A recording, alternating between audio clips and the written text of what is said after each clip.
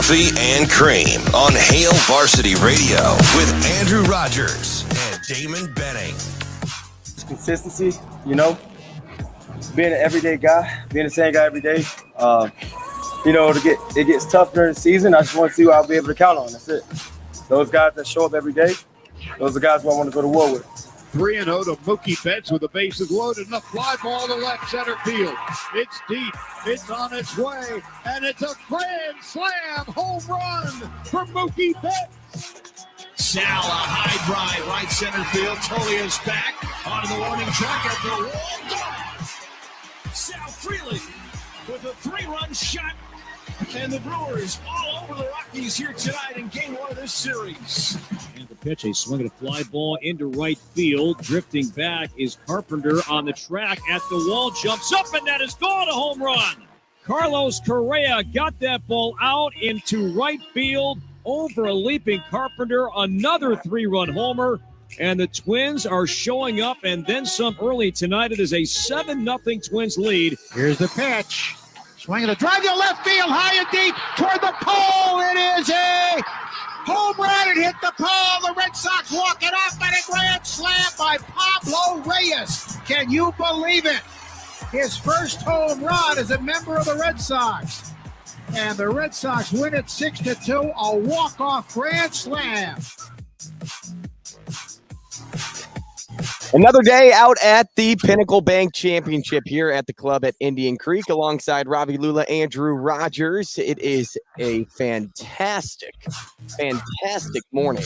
Sasha did call out the mosquitoes, which she has a point, but the weather, the temp, everything is perfect this morning.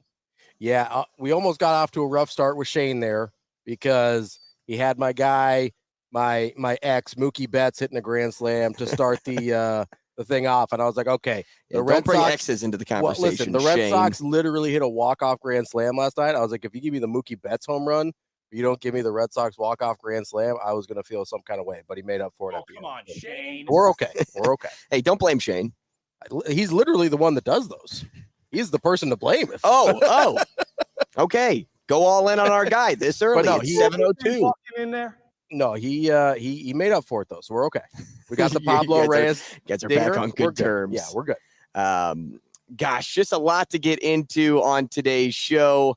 We have 3 guests from the Pinnacle Bank Championship joining us, and it's spread across the board. We'll get into the family fun activities for you when you show up for the tournament today. We have probably the longest standing member of the Pinnacle Bank Championship, and Gary Java joining as well. And then we have Jim Nedrow, who's in charge of the course and the conditions and just, making sure it's up to par, if you know what I mean, Robbie. There. But did you see this yesterday? Okay. There was an open in a baseball game. Okay. And it happened to be in Baltimore. Yep. Actually, it was in Tampa. Yes. But it was Baltimore. It's surrounded Baltimore broadcaster Kevin Brown. Not the pitcher. Yeah. Broadcaster. Yeah. Let's make sure everybody knows that.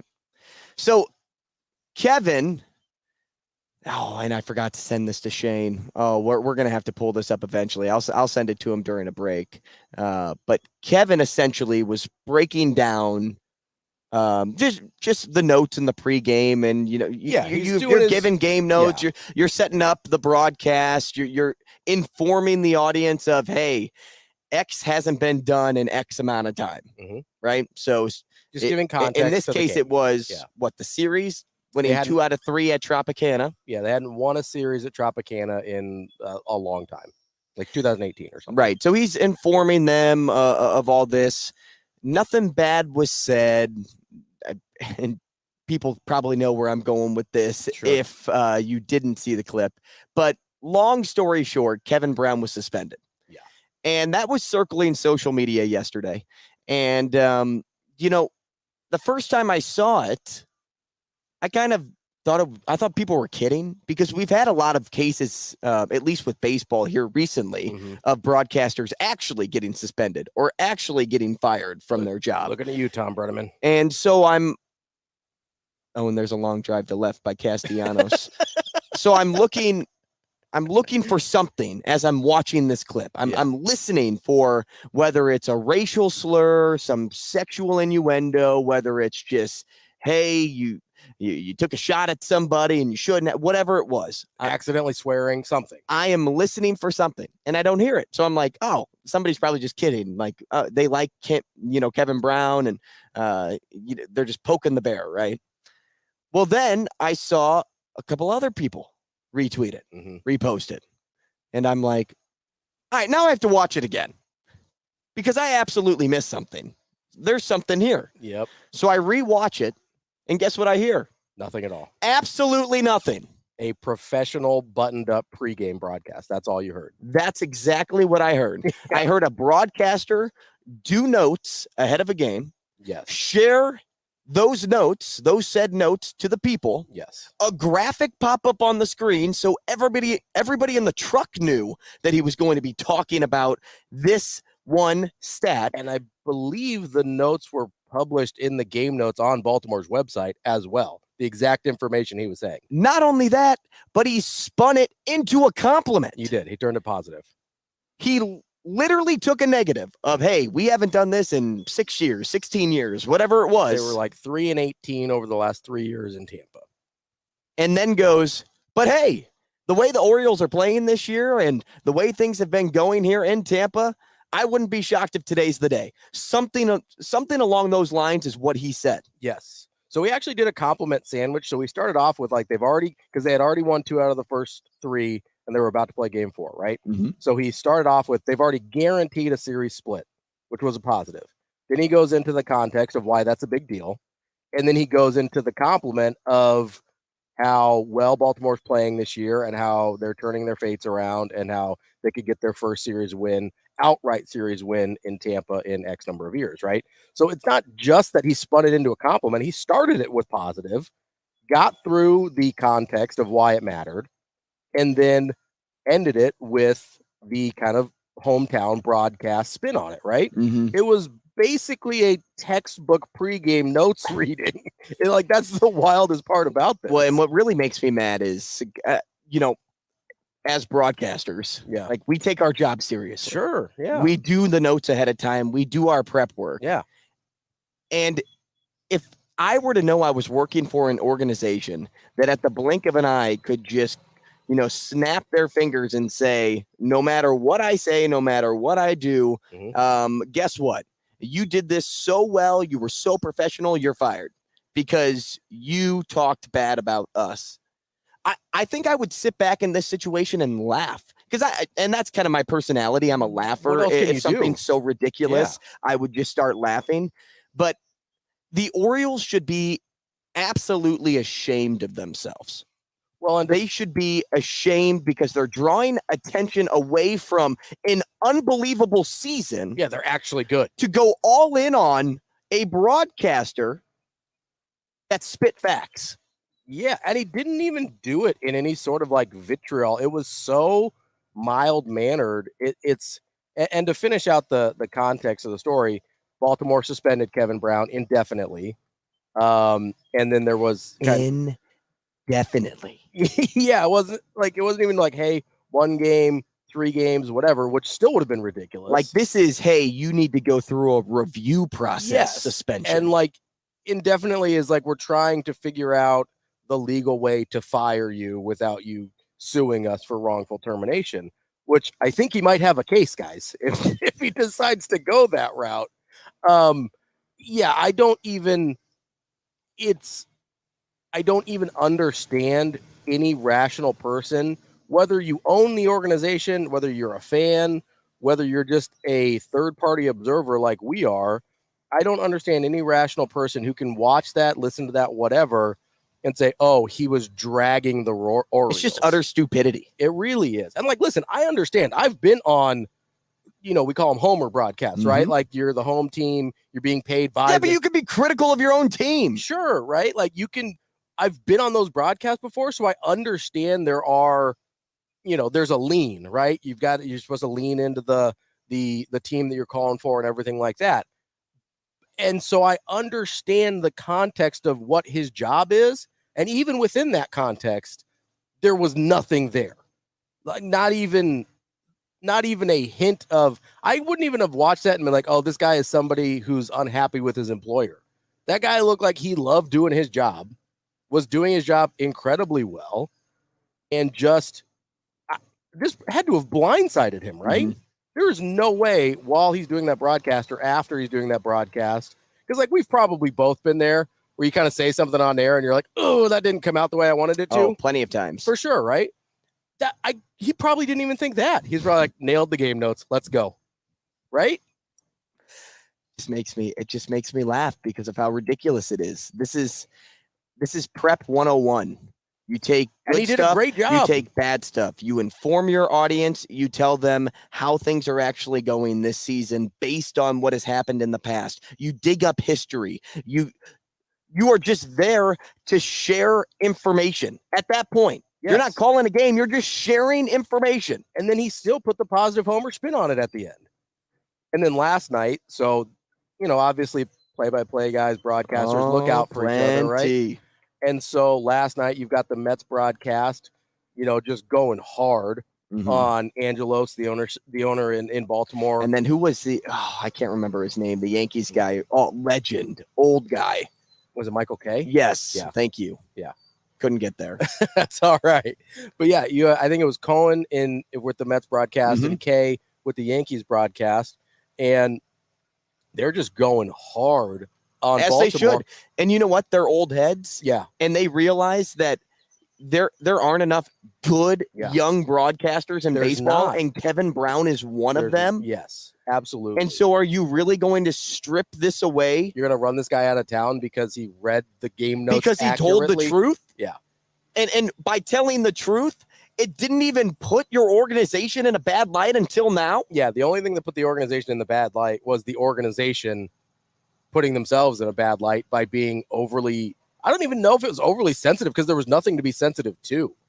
Like, and you keep saying, he was just telling the truth, which he was, but he wasn't even like grandstanding. Like, there's different ways to tell the truth. You can kind of get up on a soapbox and whatever. He wasn't even doing that. He was literally just reading game notes. Hey, Shane, let's see if you can try and play this clip. We'll play it by ear, though. Go ahead. Okay, we'll try it.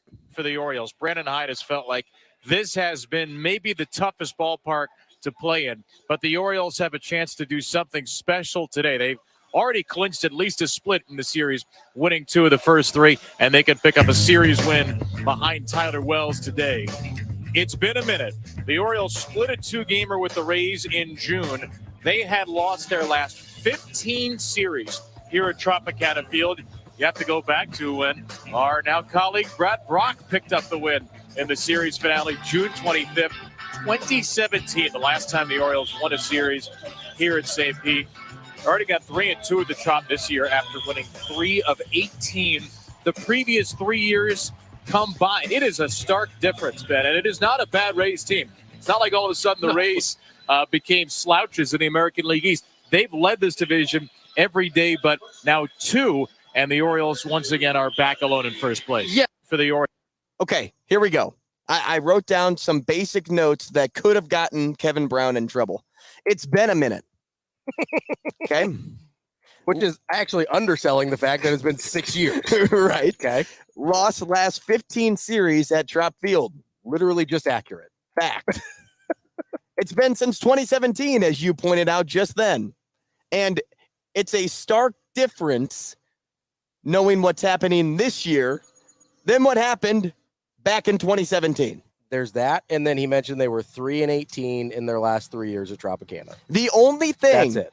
that they can be mad at is him saying it's been a minute. And by saying that, it's just alluding to what he's about to talk about. Yeah. He's just giving context to what he's about to say. That's all. Man, it is so bogus that this is happening to another broadcaster. It's so bogus. And I passionately will defend this till the day I die, because for somebody that didn't do any wrong, who are you going to get to fill Kevin Brown's shoes if he just basically tells you to go kick rocks? Or who's going to want that? I mean, I'm sure somebody will want that job, but or the Orioles put themselves in such a hole with a broadcaster now that he holds everything. Yeah. He holds every part of your manhood in the palm of his hand, because now anytime a contract negotiation comes up, he's going to ask for a lot more, and he's got a lot in his backpack to start pouring out if you don't give him what he wants. You just basically ticked off your top broadcaster by suspending him for telling the truth. Well, and here's the other problem that Baltimore is going to have is now this has become a pattern, because they had John Miller several years ago. I don't remember the exact timeline as their play-by-play guy. He didn't bleed black and orange enough for them. Yeah, and he was fired, let go for, I believe, being critical of the team. I don't remember if it was specifically of the owner, which got him in a little trouble, or just how the team was performing at the time. It's like I said, it's been several years, but it was John Miller is one of the best broadcasters in the business, especially with baseball. He's incredible at that. He's a legend. And thank you, Shane. He really is. I mean, he's one of the best. Oh, he for sure is. And so they let him go because of that. And, if you really kind of twisted your logic and did some mental gymnastics and squinted a little bit, you might be able to be like, I could sort of see with the John Miller thing. Notice how you put sort of in front of that. Right. Like none of it is, you really can't justify it unless it's not Claritin Clear. I'll tell you that much. And with him, maybe because he was becoming a bigger and bigger broadcaster, maybe it was they're trying to get rid of him because of salary demands. Like I could maybe find a context where it made sense for John Miller, even though it was flat out ridiculous. This is even 2 or 3 steps further past that. And now Baltimore has this kind of pattern or history of not treating their broadcasters well and getting them in trouble. Like it's hard enough to talk on live air without saying something like accidentally, even just, there's a story about Vin Scully where he accidentally swore on the air in like 1960 because he was trying to say hot shot hit. And you can imagine how those words maybe got combined together. And Vin Scully said a word he shouldn't have on the air. Like it's hard enough to be the best that's ever done it and not accidentally. And when you're moving at 1,000,000 miles an hour in baseball, especially, because if there's a big play, you don't get them a lot. No. So once it happens, you have to go 0 to 100 in a matter of seconds. And so, you may slip up every now and then. And also, they're human. Yeah. They make mistakes. But in this case, no mistake was made. That's the thing is, if you can't even trust your organization to have your back when inevitably a mistake is made, because when you're on air for that many hours, it's going to happen, right? If you can't trust them to have your back when you make a understandable and forgivable mistake, how are you going to trust them to how are you going to hire anybody else? Because you can't even trust them to have your back when you don't make a mistake. Well, and that's the problem as I sit here and think about this, because I had said, if you don't have Kevin Brown, who else will want this job? Unfortunately, a lot of people. Somebody will, because they're hard jobs to get. Well, that, and it's a Major League Baseball team. Yeah. There's only 30 of them. That's what I mean. It's being a team broadcaster. It's a glamorous gig. And in any of the sports, right? So you're talking about in the U.S., you want to throw hockey in there as well as 4 major sports. You're talking about 120 jobs basically in the entire country that are play-by-play. Right. And most color analyst jobs are former happen athletes. To be former athletes. So if you're going through broadcast school, you're not getting one of those, right? So you're talking about 120 good jobs in the country, tops. And so, other people will take the Baltimore Orioles job, but not anyone that anyone respects. They're going to have to go and get young kids trying to get a break and things like that. And then even if they do get them, they're not going to be able to keep them, because as soon as the contract comes up and they've actually got a resume now, they're gone, because I'm guessing I would want nothing to do with an organization that operates that way. And that goes back to, as I said, the owner, Angelos, doesn't have a great reputation, both for putting his team together, for the way he kind of manages the front office, for not wanting to spend at different times and things like that, all the way down to things like this.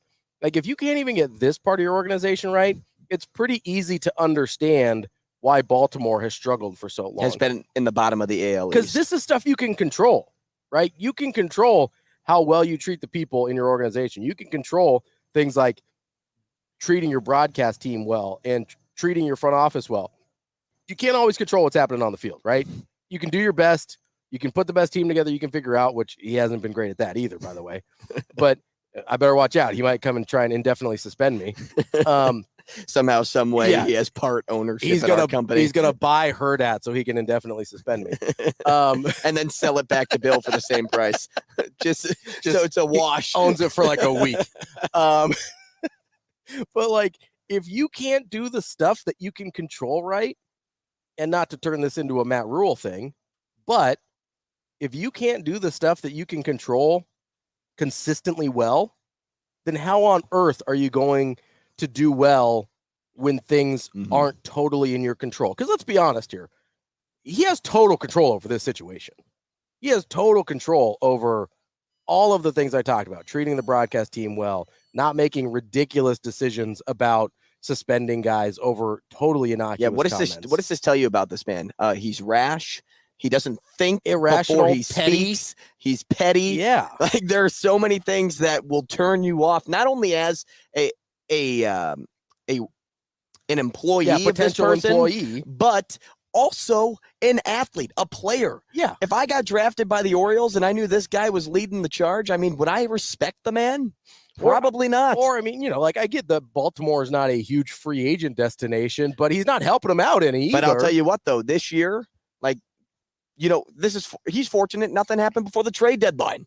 Well, and what if I'm a player and I see exactly what you did to a broadcaster and I see how the world's reacting to it, and I'm like, well, maybe I make this team a part of my no trade clause or whatever. Well, we were talking about this before you went to Gatlinburg, right? We were talking about how it would be fun if Ohtani went to the Orioles because they're actually good for once, and he would be fun. Provide a nice bump for them. And obviously, trade deadline's come and gone, but we also said in the same breath that there is zero chance that he ever resigns there. It's not just because Baltimore is not the most glamorous city in terms of, it's not a New York or LA or one of these major markets or anything like that. It's also because it's a poorly run organization, right? And has been for a very long time. Now they finally have their farm system and young players, right? But let's be real here. How long are they going to keep these guys? Are they going to actually pay to resign them and stay good? Because my gut tells me probably not, because that's not the history we've seen with this owner and front office group. So, I can tell you what, a lot of teams are going to want Adley Rushman. A lot of teams. There's a lot of teams that are going to want a lot of their players, not just the guys in the majors, but the guys that haven't even broke through yet, right? Because they've got Jackson Holiday. Yeah, exactly. They've put together that's why part of the reason they were actually a valid candidate to land Ohtani, because they had the prospects to do it. But again, there was 0% chance Ohtani was ever going to resign there because of this is the way that they act. This is the way that the organization handles itself. And that starts with the owner.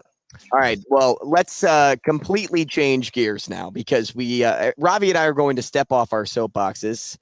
We are done defending Kevin Brown on Hurrdat Sports and 590 ESPN Radio this morning.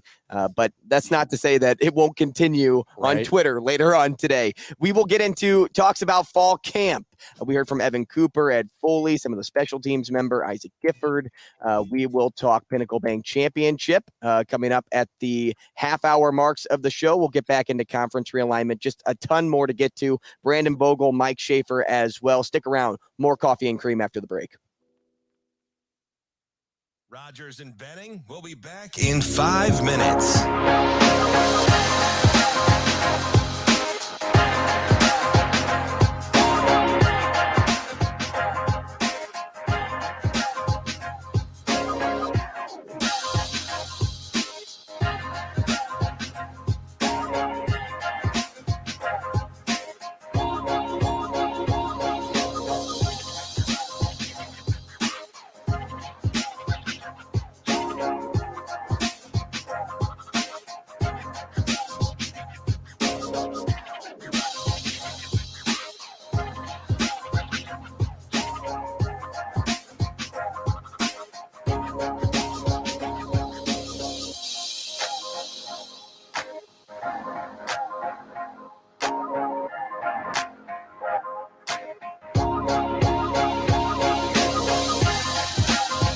Rogers and Benning will be back in 4 minutes.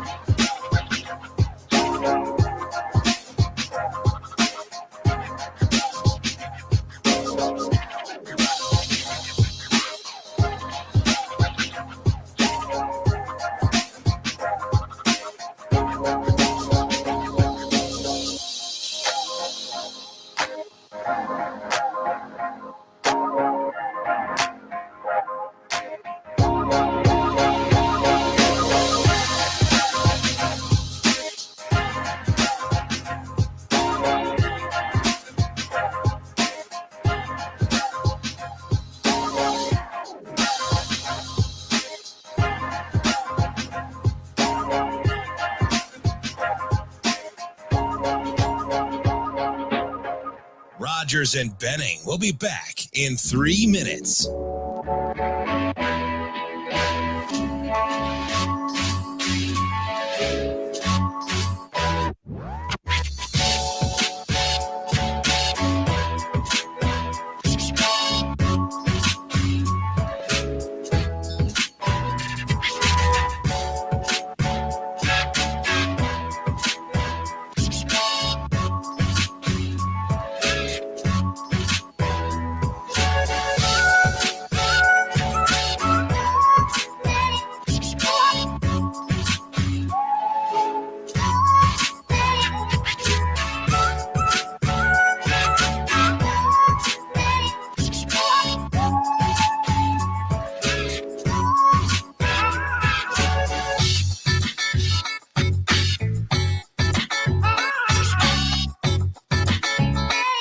Rogers and Benning will be back in 2 minutes.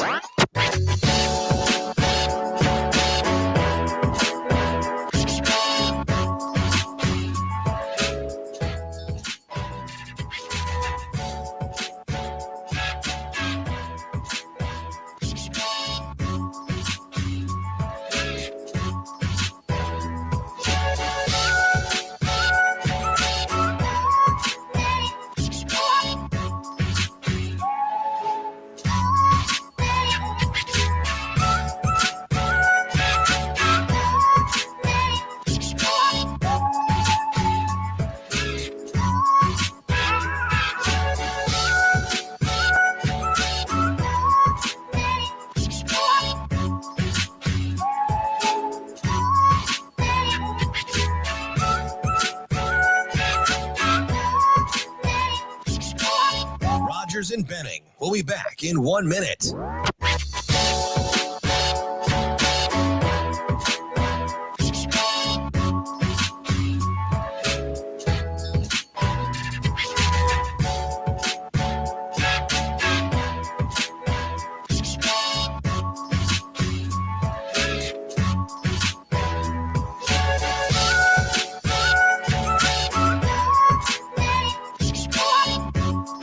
Rogers and Benning will be back in 30 seconds.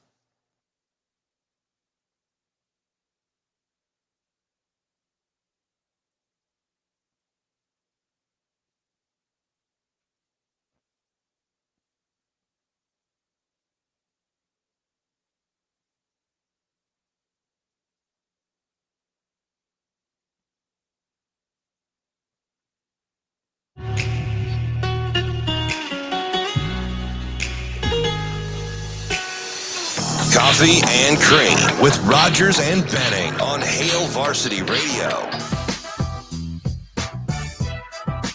Hey, welcome back. Coffee and Cream alongside Ravi Lulla, Andrew Rogers, Ravi in for DB most of the week. We're out at the Pinnacle Bank Championship, the club at Indian Creek, and we are filling the seats well as Gary Java joins us. Gary has been around from the very beginning. It's practice round day, but Gary, on Thursday starts year 7 for you, year 7's tournament for you.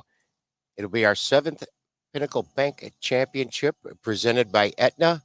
And as we continue, as Nebraska's only annual professional sports event, College World Series, Nebraska's only annual college sports event.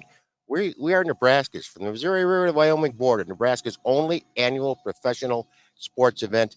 And I don't have to tell you guys, anybody who watches just a little bit of golf and knows that 85% of the players that you see in the winter and spring on Saturdays and Sundays, they came through the Corn Ferry Tour, web.com tour, now the Corn Ferry Tour. This is great golf. Well, obviously it means a lot to you to be around for 7 years. It does. It's number one, it's just great people that I get to work with. Jessica Brabeck, our tournament director, Alexis Boulos, our director of operations. And we've been together for 7 years, never knew each other till our first day on the job, working with them and then working with our almost 600 volunteers. Brett Ballack joined us this year as our director of sales. And we were at one of our qualifiers for the event, which Nate Bonts won a couple of Mondays ago at Firethorn down in Lincoln. And David Honens asked me to be a starter. So in the afternoon, I'm driving around with Brett Ballack, for a UNL coach. That was their home course. And I told people this was like walking with Jesus. It was every place we went. It was Can either you sign my Bible? Is it, hey coach, hey Brett. It was either players that played for him or that he recruited and followed and encouraged, even when they went elsewhere, and the parents that were part of that, and the people who knew at the club. And I just sat back and said, "This is fun. This is really." So we like had the third that wheel. Yeah, and that was great. I just sat back and smiled, and that was wonderful. So I enjoy working with the people, you know, and the people that we see are Corn Ferry Tour and PGA people that start coming in the advance week last week and come in. People that you see once a year. It's like going maybe to a bowl game or, making the rounds in college basketball, college football in your beat. And you see people just once or twice a year. And it's just kind of like, oh, this must be that time. It must be February. In our case, it must be August. It's you can't. And then when you get up and you see a sunrise on a golf course. Oh, what an outstanding. Can't beat it. Just beautiful. Anyway. Long answer. What did you ask me? I said, what's it mean to you? Why am I still doing this? It's just so fun. Gary, in the time that you've been involved with this, what are some of the major ways you've seen the event kind of grow and how Omaha's continued to support it? Well, we see the financial numbers being in the sales end of it. Sure, Brett Balak and I, and we're all involved in the sales of it, and seeing the growth and just the recognition that you get from people and from our Douglas County commissioners and from the city and our government, and the turnout and the people that show up, the people that start talking about it, and work, home, church, wherever you go, that you see in February and March or in December. We start working on this in September. We start working on 2024 right at a couple weeks from now. Yeah, we're going. But the people that are talking about it earlier and longer and all the time, and then when you see the people showing up, old and young, and it's become a place to be and be seen, like a lot of events and like a lot of not just sporting events, but events and annual events. It's just become that. Gary, what about repetitive sales? Because it seems like an event like this is easy to resell to somebody. And also maybe talk about the new sales that you guys have been able to grab as the event has progressed. I mean, Hurrdat Sports has their own pavilion now. I mean, last year, working for Hurrdat Sports, we were so small and we were so fortunate to be a part of this event. But now here we are, being a big partner of you guys here at the Pinnacle Bank Championship. So not just like the new, but also the repetitive sales. How easy has your job kind of been because the event just kind of goes off without a hitch? You use that word twice, easy. There's no such thing. When you hear easy, as you get older, the older you are in life, the more you hear the words easy and just. When someone says, hey, just do this. Hey, why don't you guys just go down to the Hurrdat Sports Pavilion and just plug in some wires and do a radio show? It takes a little more. What? The repeat of business, our continued support and sponsors and client relationships. And then sometimes things change. Business changes. This just in. Let's talk about college athletics. But things change. Someone's their corporate office has a change in leadership, or someone moves in from Minnesota to New Jersey, and now someone else has to approve the budget. People love the event. So you're continuing. You always take care of you take care of the people that are doing business with and that are stepping up to the plate for you, and you put on a great event. You take care of them, and we're talking with them starting right after Labor Day. Let's talk about next year. Yeah. And you move forward. So that competitive, that repetitive and past sponsorships, selling 2 and 3 year partnerships, also doing that. But you're always working. You're always, reaching out and looking for the new contacts and the new business. Having prospects out, which we're doing this week. We'll say, hey, you couldn't do it this year, but we really love you and a guest from your company. Come out and be our guest for a day and just see what this is about. So when we talk next year, you know what we're talking about. Yeah. We're talking with Gary Java of the Pinnacle Bank Championship.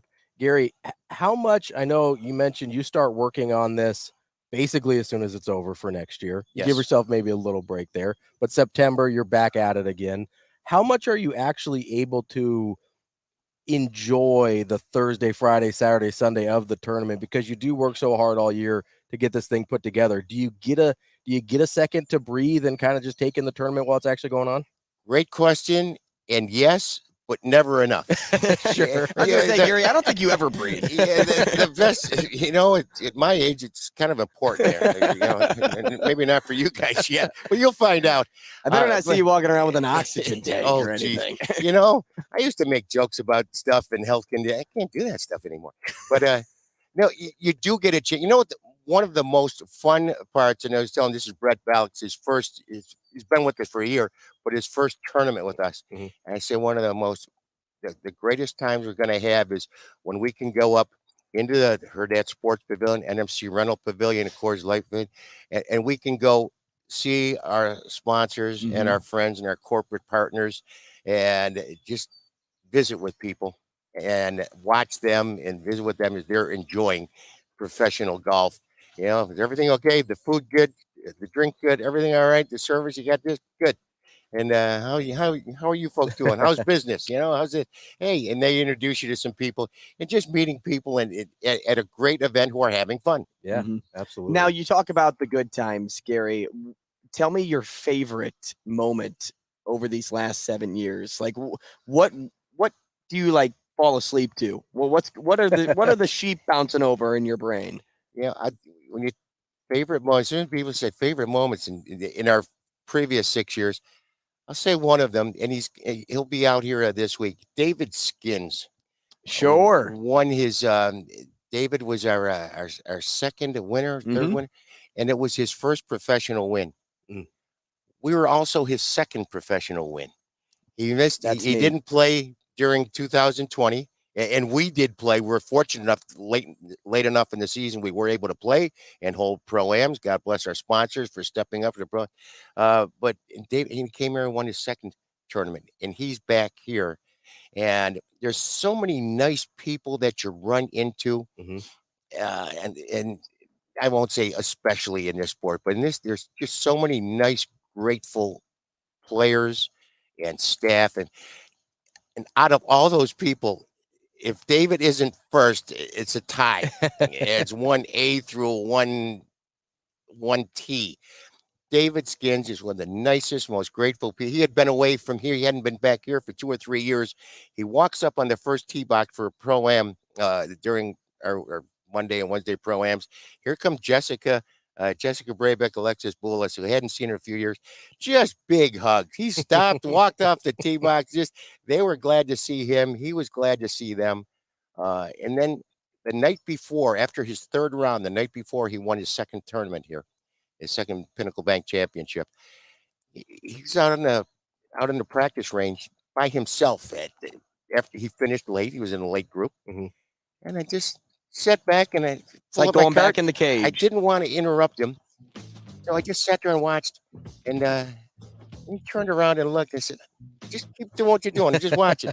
He stopped, dropped his club, just came over, said hello, and visited. I didn't want just nice. Those relationships like that are different. Just that, and that's just one of them. Scott Kucheski, he and his family, and seeing the local guys, the Shockies and the Luke Blubers and the local people. It's just. Those are some of the happy memories. Gary, you're the man. We appreciate you stopping by and enjoy the tournament, man. Thanks. Yeah, you guys too. Thank you. Thanks for doing this. When you're done, when you guys, on Thursday and Friday, stay and enjoy yourselves. Come back. Don't forget Championship Sunday on the 18th green. It's fantastic. That's Gary Javis, sales manager for the Pinnacle Bank Championship. We'll take a short break. More CNC next. Rogers and Benning will be back in 4 minutes.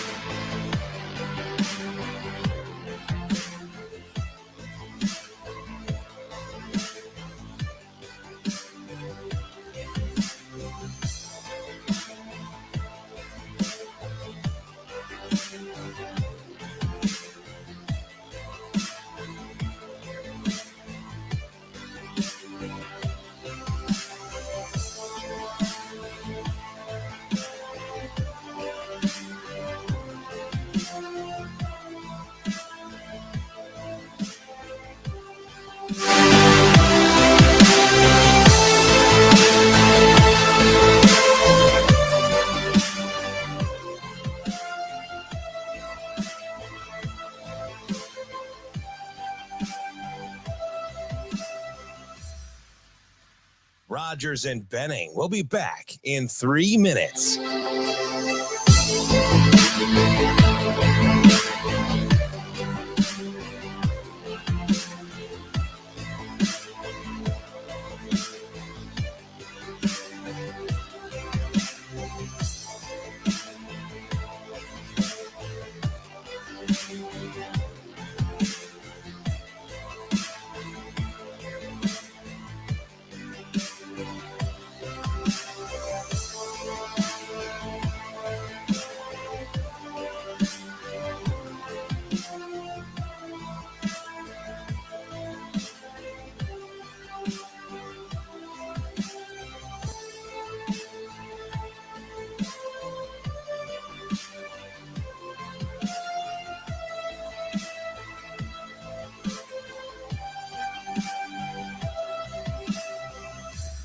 Rogers and Benning will be back in 2 minutes.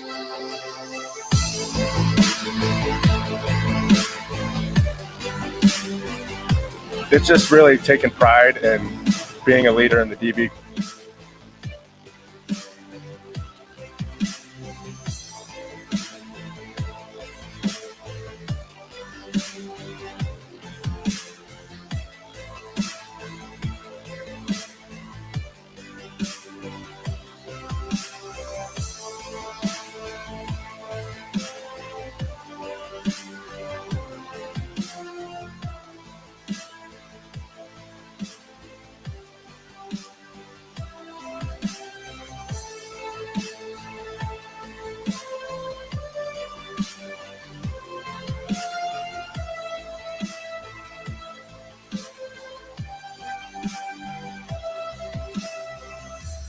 Rogers and Benning will be back in 1 minute.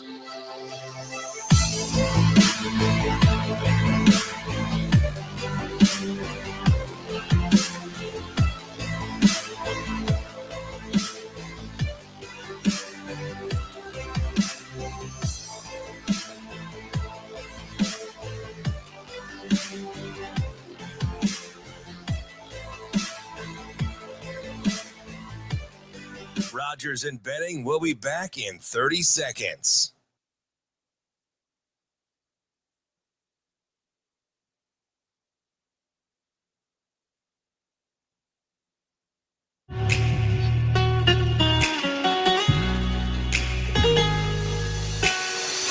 Coffee and Cream with Rogers and Benning on Hail Varsity Radio. It's just really taking pride in being a leader in the DB group. That's where it starts, is being the leader with my position group. And then you kind of just go from there. And hopefully I want to be a leader of this defense.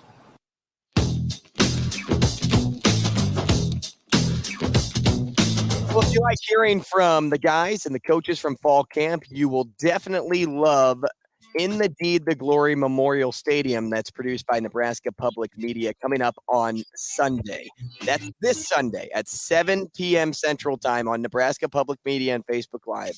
You can watch this mini doc, the storied history, the evolution, significance of Memorial Stadium. You'll see interviews from Tom Osborne, Eric Crouch. It reveals little known and lost to history facts such as an underground indoor track and a partial South Stadium collapse in the 90s. Robbie, did you know any of those two things? I knew about the South Stadium. I did not know about the underground track. It's a hidden treasure. That is interesting. And you'll learn a lot of things like that when you watch this mini doc. Again, and who's it's narrated by? I don't know. It's some guy.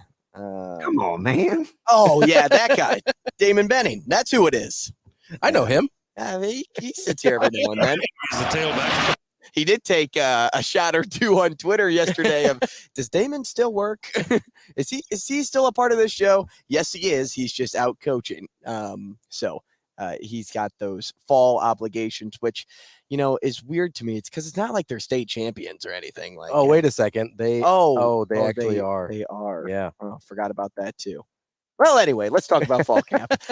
We heard from the special teams unit yesterday. That is not only Ed Foley, but Brian Buscini, Timmy Bleekrode. We then heard from Evan Cooper and Isaac Gifford. I want to Oh, I don't want to stalk anybody. Don't do that. See, this is what we're talking about. Kevin Brown right here. Really easy to misspeak on the air.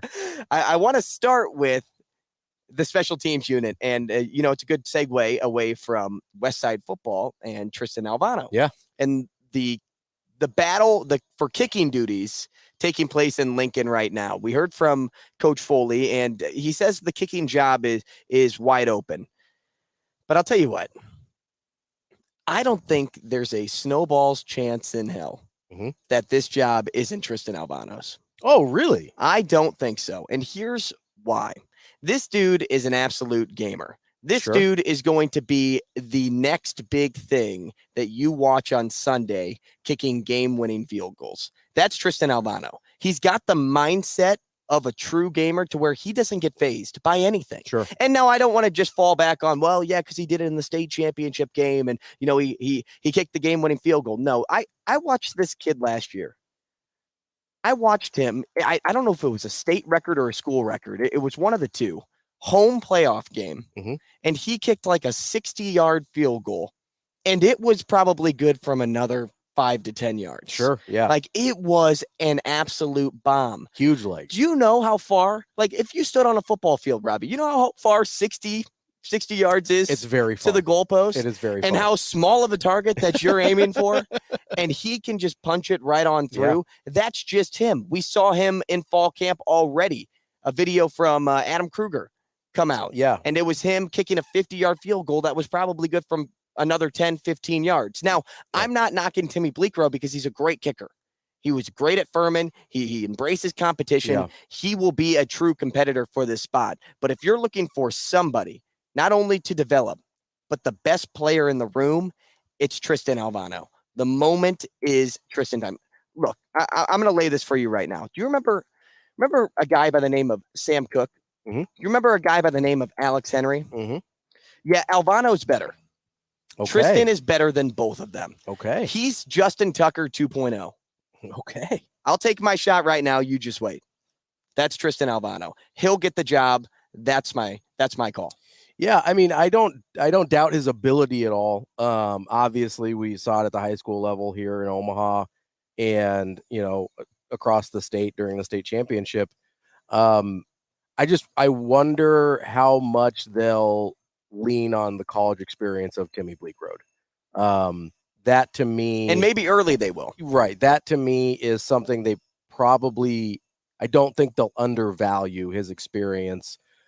Playing college. But if we know Coach Rule and if we know Ed Foley, they're all about personality. Absolutely. And they're all about finding that winner inside of you. Sure. So it's just about who gives off that vibe more. Is it Timmy or is it Tristan? That's how I look at it. Because if you're going to say they're neck and neck in competition, which I don't know if they are, we're just going to use that as a hypothetical. I mean, Foley essentially said that they were yesterday. Yeah. So if I'm looking for one thing to separate one from the other, it's, okay, who's the winner? Who's got the, this kick doesn't make me nervous gene inside of you? Yeah, and I mean, that's totally fair. The issue is we just haven't seen that at the college level with Tristan Alvano yet.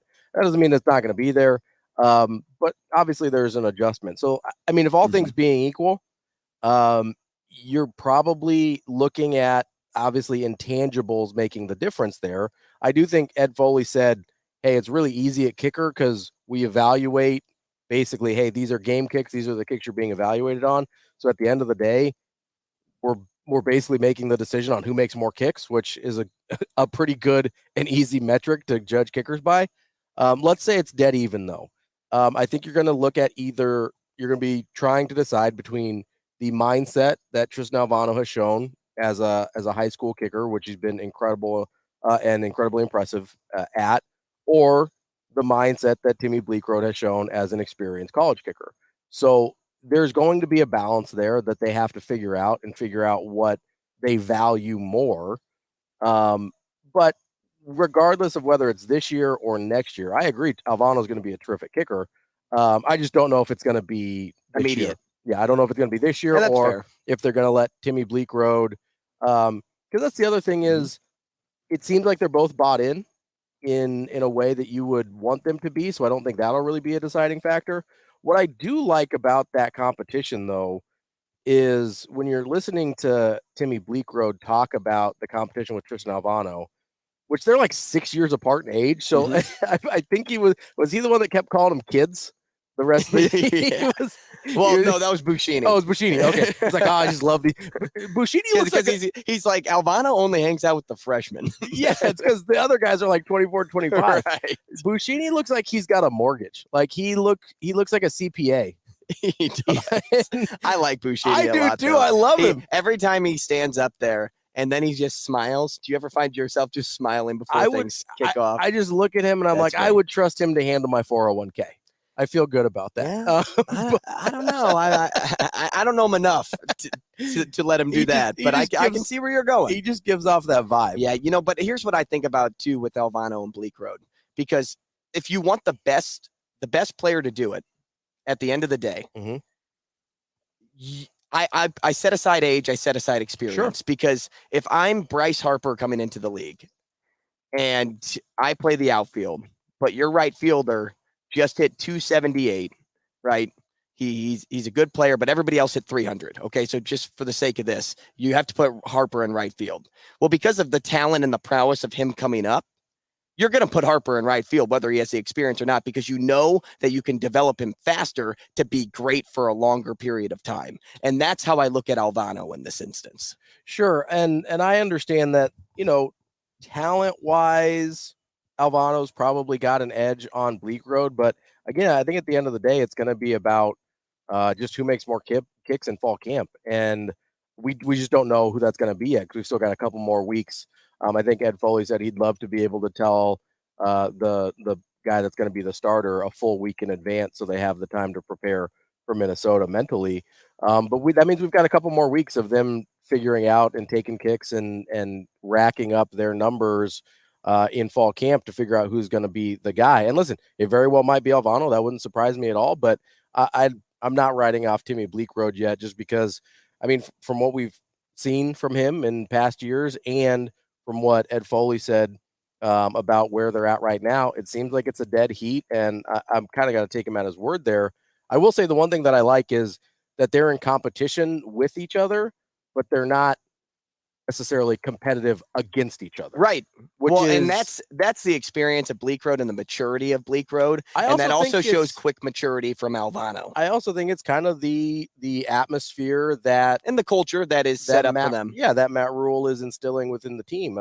But you also just have to have that inside of you too, because I've played for a lot of teams, and I know I've been selfish a year or two throughout my high school career, at least. And I was young, but still there were those moments where I'm like, no, this is mine. Like I don't want Joey X person to take my spot, because this is my spot. Yeah, because it feels like you own it. It feels like it's yours. And so it's really easy if you were Timmy Bleekrode to look at things and be like, hey, this young kid is trying to take something from me. It's like, let him take his turn. Let him wait till next year, which maybe he will, maybe he won't. We don't know how it's going to turn out yet. But I'm hoping, and I think it probably is the case at the other position groups, because as we talked to Sam yesterday, I do think there's a lot of competition at a lot of different position groups, and having a healthy competition, but not an adversarial competition for playing time is really, really important to raising the level of everyone involved without sacrificing the camaraderie and culture and atmosphere that Coach Rule is trying to put together. Because it's really easy to pit guys against each other to get the competition that you want, but then you have to kind of re-heal that fracture. If you can get guys to compete with each other without causing a fracture, that's where you're in really good shape. I take back what I said about Buschini. I may make him my financial advisor someday, because I forgot he's pretty good with numbers. I don't know if you heard him yesterday, but he said, I want to break the school record via gross punt. I think it's like 46.57. And I'm like, who's counting? Pretty exact, right? Yeah, but who's counting, right? So I'm really looking forward to the special teams unit this year. And you heard Isaac Gifford say this too. Having a really good special teams unit is how you win football games. When we'll take a short break. When we come back, we'll talk to Brandon Vogel next on Coffee and Cream. Rogers and Benning will be back in 4 minutes.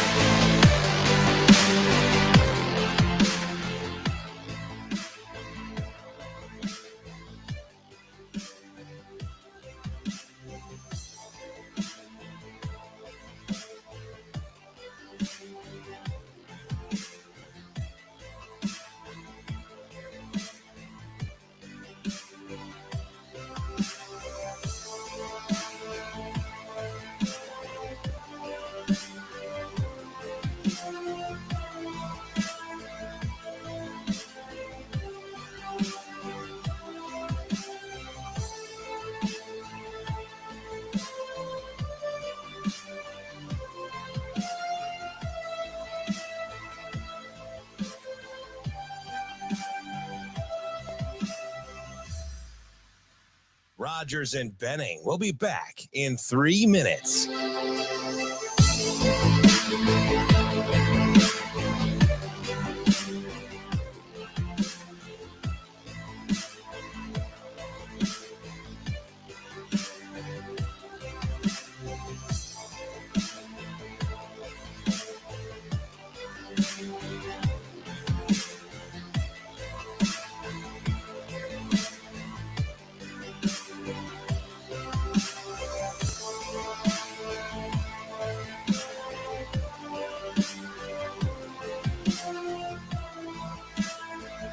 Yeah, it's funny. Like, I remember when I was a freshman, I used to think the seniors were so old. And I mean,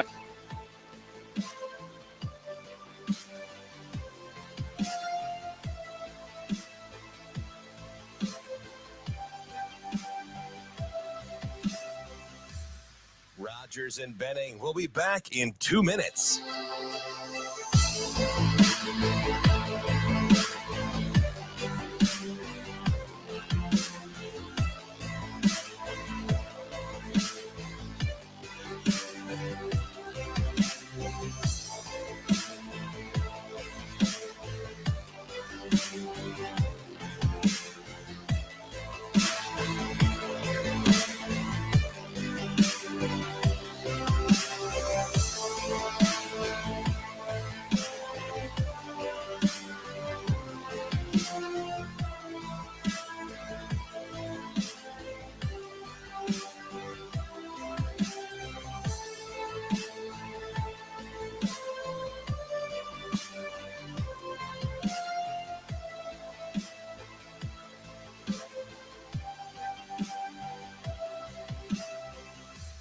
Rogers and Benning will be back in 1 minute.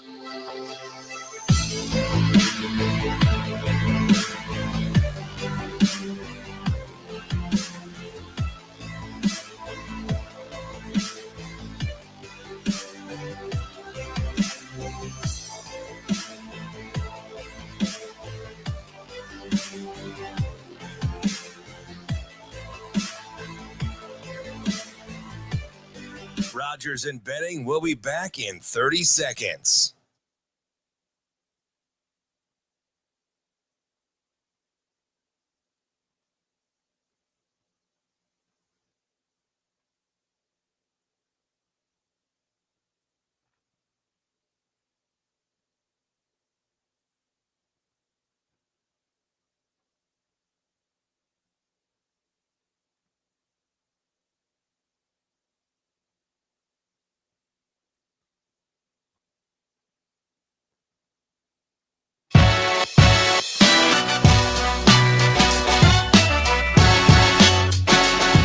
Coffee and Cream on Hail Varsity Radio with Andrew Rogers and Damon Benning. yeah, it's funny. Like, I remember when I was a freshman, I used to think the seniors were so old. And I mean, I'm sure he looks at me like I'm real old because I'm 23, he's 18. But as you get older, I kind of don't even really view age on the team. So I kind of just assume these freshmen are the same age as me. I sometimes forget that. But yeah, he acts like a freshman a little bit, but he's pretty mature for his age. And I enjoy working with him and spending time with the freshmen. And really, most of the freshmen I'm around, I've noticed kind of the same thing. They've kind of noticed they need to mature and be ready because we're not slowing down for anyone. They got to catch up. That's Brian Buccini over at Fall Camp. Coffee and Cream back with you, 590 ESPN Radio. We're live on Twitter, live on YouTube. Appreciate having you with us. You can get involved via the comments section on the YouTube page. You can also give us a call, 888-638-4876. At this time, let's welcome in Brandon Vogel, our first guest of the day. Vogues, we're actually out live at the Pinnacle Bank Championship this week, so that's why you see some new scenery and a new backdrop. Although you get the Hurrdat Sports Pavilion behind us, you don't actually get the golf course, unfortunately. So you don't get the best view, but where we're looking, we get the whole course. But it's great to see you. Good to see you. And a little bit of sunlight's always good. That's kind of my issue here in this office. But glad for you guys. You don't have any lamps down to help you tan or anything like that? No, I should probably look into that, though. I probably am vitamin D deficient. Folks, we just got done talking a little bit about the special teams unit, who we heard from at fall camp yesterday. And, Ravi said something that had me thinking about the competition between Timmy Bleekrode and Tristan Alvano. How much do you think that the way they kind of talk about it, the way you heard Bleekrode talk about it and not take anything very personally, how much do you think that has to do with him and just the way that he goes about his business himself versus the culture that has been set up at Nebraska for him to say the things that he said yesterday? Yeah, good question. I think it's probably mostly Bleekrode and just the type of person he is. He's a little bit more experienced, obviously a transfer who came up from the FCS ranks. I think that all kind of factors in here. But I do think you have to give a share of the credit for that to just a culture of actual competition. Now, every coach in the country is going to say that they want that. But, it can become tough to navigate. Like, I look at it from afar and be like, Bleekrode really couldn't have had a much better season statistically than he had last year. I don't think he missed – he had one extra point blocked, and I think he missed one or two field goals. So to have a true freshman come in and challenge for that would be difficult. But he seems to be beating it head on so far. So a lot of credit to him for that. Brandon, I want to stay on the kind of competition side of things. It seems like there's more positions open or up for grabs than there have been in recent memory. And having healthy competition at those spots is obviously part of that. Just from what you've seen so far in spring and fall camp compared to more recent years, is it a matter of, hey, we just have a new coach, he's looking at everything with new eyes and new systems in mind and everything like that? Or is there more, hey, there's a smaller gap between the ones and the twos than there used to be? Yeah, I think I tend to default a little bit, at least, towards a new coaching staff. So anytime that's going to be, you have that scenario, the too deep kind of gets a little murkier. But I think this one, sort of like we were just talking with Bleekrode, okay, maybe that's kind of the situation naturally. But then what this coaching staff has come in and what they've talked about and what they've done has only added to that piece of it. And what I mean there is, when Rule and his coaches talk about, hey, we came in and we saw these guys, maybe guys who haven't played a ton or, only showed it in flashes. And they're like, that's a really good player. I mean, to hear Rule on, I think it was on Saturday, talk about Isaac Gifford, it kind of lit up my brain in a way that I was like, why didn't I feel this way, 3-4 years ago when he was coming out of Lincoln Southeast? His brother was a captain, extremely athletic. So yeah, it kind of makes sense that Isaac Gifford would be extremely athletic, probably have some pretty good leadership traits. And Matt Rule called him. He's like, he's an NFL player. But Gifford didn't get an offer from Nebraska until relatively late in that process. So it's things like that I think add to this a little bit of coaching staff. Yeah, you're going to open things up and give everybody kind of a clean slate when you're new. But they also, I think, take a lot of pride in kind of looking for those uncovered gems or players who maybe have a specific skill that we haven't really seen used to this point. We're talking to Brandon Vogel, managing editor at Hail Varsity, at Brandon L. Vogel on Twitter. Vogues, this staff, this team lives in the present. You heard Matt Rule say it a couple days ago. See people for who they are, not what they could be. Then you heard Evan Cooper yesterday say, if you look too far ahead, it can get overwhelming. How much does this show that this staff and this team really lives for today, that they don't that they don't have any skip days and aren't worried about what's to come, but worried about right now? Yeah, I mean they keep saying it, and if you're really about like that outlook, you kind of have to keep saying it. You kind of, if you're a fan or a media member who consumes all of these comments, like you almost have to get tired of it, because if you're really going to be about that, you've got to start every day thinking that way. And I think it's one of the missing ingredients at Nebraska when you look at maybe the past 10, 15 years, certainly the last 10, of there's so much that you're afforded if you're a Nebraska football player or coach based on its history of success. And that's great. But it becomes pretty easy, I think, to feel like maybe you've earned more than you have. And that goes back to something Rule said earlier in camp too, where he was just like, they don't give you the wins. We can give you a brand new facility, all of that stuff.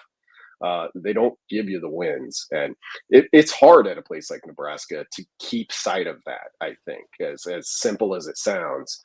So for this coaching staff to continually hammer that point home, I mean, all fall camp we've heard, and we're going to continue to hear it until the end of August, like, hey, we're just trying to earn the right to feel confident going to Minnesota. It's not a novel approach in the broad spectrum of college football, but it feels pretty new at Nebraska to me. Brandon, I want to switch gears on you here a little bit with something I've been thinking about quite a lot. I think that probably the biggest distinction between the 1 and the 2 on this team might be at the quarterback spot. I understand there's other guys that are likely starters, but I think the gap might be biggest there. At the same time, I'm thinking about how I believe they're going to want to try and get the QB run game going quite a bit. Have you started to think about how they might try and balance putting Jeff Sims at risk versus understanding what the position looks like behind him? Yeah, I think they'll be pretty selective with how they use Sims in the run game. We know that they want to. We know that they'll have some things, but watching some South Carolina games recently from this past season with Spencer Rattler, and Satterfield was obviously offensive coordinator there. Rattler was a guy he is a guy who could hurt you with his legs, but he wasn't. Wasn't what they were asking him to do. Mm-hmm. I'm expecting something pretty similar for Sims. It feels a long time ago, but it was just in the spring where we kind of heard a lot of praise for Harburg, and obviously extremely athletic, can give you some of that run element. So I still think maybe there's some ways that they'll utilize him with some specific stuff, but I think you're right, Ravi. Like the drop from 1 to 2 at quarterback, when you talk about like everything's feels good and new, and Nebraska's trending up without having played a game. When you look at potential like roadblocks or problems that could develop, I think that QB spot could be one if you're dealing with some injuries. In some ways, like the most under the radar but probably important development that nobody's talking about is how far have Chuba Purdy and Heinrich Haarberg come since the spring, because odds are you're going to need them. I mean, when's the last time Nebraska played an entire season with one quarterback starting all 12 games? I can't remember. You might have to go all the way back to Taylor Martinez. Now, Vokes, this is interesting because I know I've done it before, and I know a lot of the fan base has done this too, but why from the very beginning do you think everybody, when they talked about Jeff Sims, talked about him as a dual threat quarterback, a running quarterback, though? Like, that term was always used, always thrown out there. Yes, we've seen and we've heard from the coaching staff, like, hey, we're probably going to use his arm more than he's going to use his legs. It's a weapon. It's not there. But why still today do people not want to really like buy into that from the coaching staff? Why are they kind of just still thinking, no, Jeff Sims is a running quarterback? Yeah, good question. I think a lot of that. So Jeff Sims as a recruit was kind of like a big enough name that I think broadly, like, college football fans knew about him. And it was a big deal that he went to Georgia Tech. That was, he was a guy who had offers from Ohio State and the like. So to end up at Georgia Tech, and then he did, if you look at his numbers there, he did have a good amount of rushing yards, I think over 300, 400, a couple of those seasons.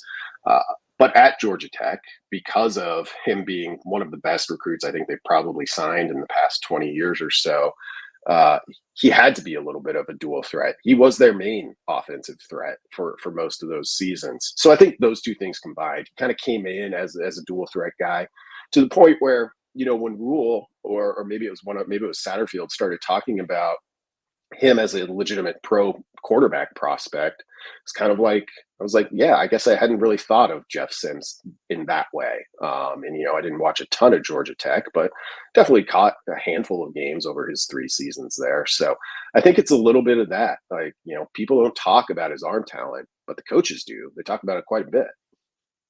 Brandon, is there a position group where you don't have the answers yet, but you like the multiple choices that you have? Obviously wide receiver comes to mind in a place where you don't have a lot of answers necessarily. The running back room, don't necessarily know where you have a lot of answers. I think of the defensive line. Is there one of those groups where you're looking at, you're like, hey, I don't know what this is going to look like, but I kind of like their chances based on the players involved? Interesting. My gut reaction is I don't know if there is for me, because my mind kind of went to some of the spots you mentioned. The first one come to mind was D-line. Like, I don't feel like I know exactly how that's going to piece together, but I can't quite say yet that I feel okay with like the talent available. Just because they're really young there. And if you get a couple of those true freshmen to like show up and perform well, then okay. But I have a hard time kind of putting that on true freshmen right now. Sort of a little bit similar with wide receiver. Like you can squint and see a way where it's like, okay, well, Garcia Castaneda kind of picks up from where he was, coming out of New Mexico. You get some big plays. Xavier Betts, feels like he's back on the trajectory he may have been on in his first season or two.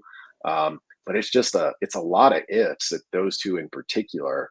Maybe running back, I still don't feel like I have a great sense of who's going to take the bulk of those carries, but that's one where I kind of look at maybe the 3 top guys they have and think, yeah, you're probably going to be okay there. So if I had to pick one, it might be running back. Now, Vokes, you have me still thinking about when you were talking about earning the right to win, and it had me thinking about those Coach Rule core philosophies. We see it all the time with his players. They see it, the fans see it, and the national media has drawn attention to it. But do you think other college football fans who once slotted Nebraska as an easy W on the schedule are a little concerned about everything they're hearing this offseason from the national media and this new staff? Yeah, I think there probably is a little bit of concern there, whether or not they're, taking note of what's coming out of camp or the off season. It might be more just, I think Rule has a lot of respect in the college ranks in particular, and respect in the way of, not the up and comer, G5 coach, which has become over the years kind of the traditional path to kind of Power 5 jobs, but he's kind of a coach's coach. It's one of those where it's just like, yeah, you know what, when we play a Matt Rule team, they're going to be really well prepared. They're going to execute at a pretty high level. It's just not going to be fun. And whether that's, I think that's true. You kind of set that reputation when you're going 1-10 at Temple, when you're struggling in year 1 at Baylor. And that's, I think, if there are teams out there being like, Nebraska might be coming here finally in the Big Ten, I think it goes back to those early seasons where you really set the stage for, yeah, we're going to be a tough out. Whether or not we're ready to be good right now, we're going to be a tough out, and you're not going to enjoy playing us. Brendan, I wanted to ask you a little bit about the conference realignment stuff that's been going on since you were here last week. Obviously, some of it impacts Nebraska directly with the Oregon and Washington move to the Big Ten. And then you've got the rest of the mass exodus from the Pac-12 to the Big 12. As you kind of are watching this all play out and seeing the landscape of college football kind of reshaped again, I guess just what are your thoughts in terms of what maybe the end game is here? I mean, I don't think I have some wild kind of outlook that's much different than the consensus, or what seems to be the consensus of the Big Ten and the SEC are going to continue to basically amass power. And what happens to everybody else, who knows? I mean, you look at the teams left in the Pac-12 beyond next year, and it's like, yeah, who's gonna eventually snap up an Oregon State or a Washington State? What if nobody does? And it's I was thinking about it this morning. So we're headed for an 18-team Big Ten, unless they, continue to add more before 2024. For a long time, the Associated Press poll has been around since 1936. For a long time, it only ranked 20 teams. Like, that's almost Nebraska's conference now. And working on something for the magazine of, we had our staff kind of do 10-year projections of for all different sports in Nebraska. And it's, do you think that this will happen in 10 years? Brady Oltmans wrote about, is Matt Rule still the coach 10 years from now? I'm taking, is Nebraska going to win a conference title in the next 10 years? And it's kind of hard to even guess, because we don't know what the Big Ten is going to look like 10 years from now. We have an idea of what it will look like next year, but schedule, all that stuff, what's it take to win an 18-team conference? We've never had to find out in any conference. You have to have divisions again, right, in order to win an 18-team conference, or even a greater number there. Because I was talking to Ravi yesterday, and I said, what number do you feel comfortable with at the Big Ten to be at if we do stay the way that we are right now with a Big Ten, an SEC, a Big 12? Is the number 20 so that you can then circle divisions once again and do things geographically? Is it 24 so you can do 6 across the board? What does that number look like in your head, B-Vokes? Well, it's not 18. 18 is kind of tough to do anything with, because I've thought that too. The Flex Protect Plus, RIP. Who knows if that'll come back, which was such an insane name to begin with. But you just look at the map of the Big Ten now. It's like, yeah, well, okay, maybe it makes sense to bring the divisions back with Oregon and Washington in the fold. But does that mean Nebraska is? I mean, they're the westernmost team until those teams arrive. Do they get lumped in? Is Nebraska just going to be going to California or the West Coast 3 times every fall if that becomes the division? So maybe if you added 2 more that were somewhere between Nebraska and those West Coast teams, you could get away with it. It would become a little bit easier. But who are those teams? Colorado. It's not Colorado. It's not Utah now. So. It's a difficult problem to solve, but I do think, okay, if you got to 20, then you have 2 9-team divisions. You play 8 games against your division opponents. Well, it'd be 9 games. But then what do you do? So does Nebraska never play, say, Ohio State or Michigan? It's tough. And that's almost why you have to avoid divisions as you once you get bigger. Unless you get smaller groups, unless you get 4 or 5 teams in a group. Yep. Yeah. I mean, and so then I won't do the math live on the air, but say you wanted 4 pods, and then you could have your own little mini playoff, pod winner 1 versus pod winner 2, 3, and 4. But what's that math shakeout to? 20, I guess, 5-team pods.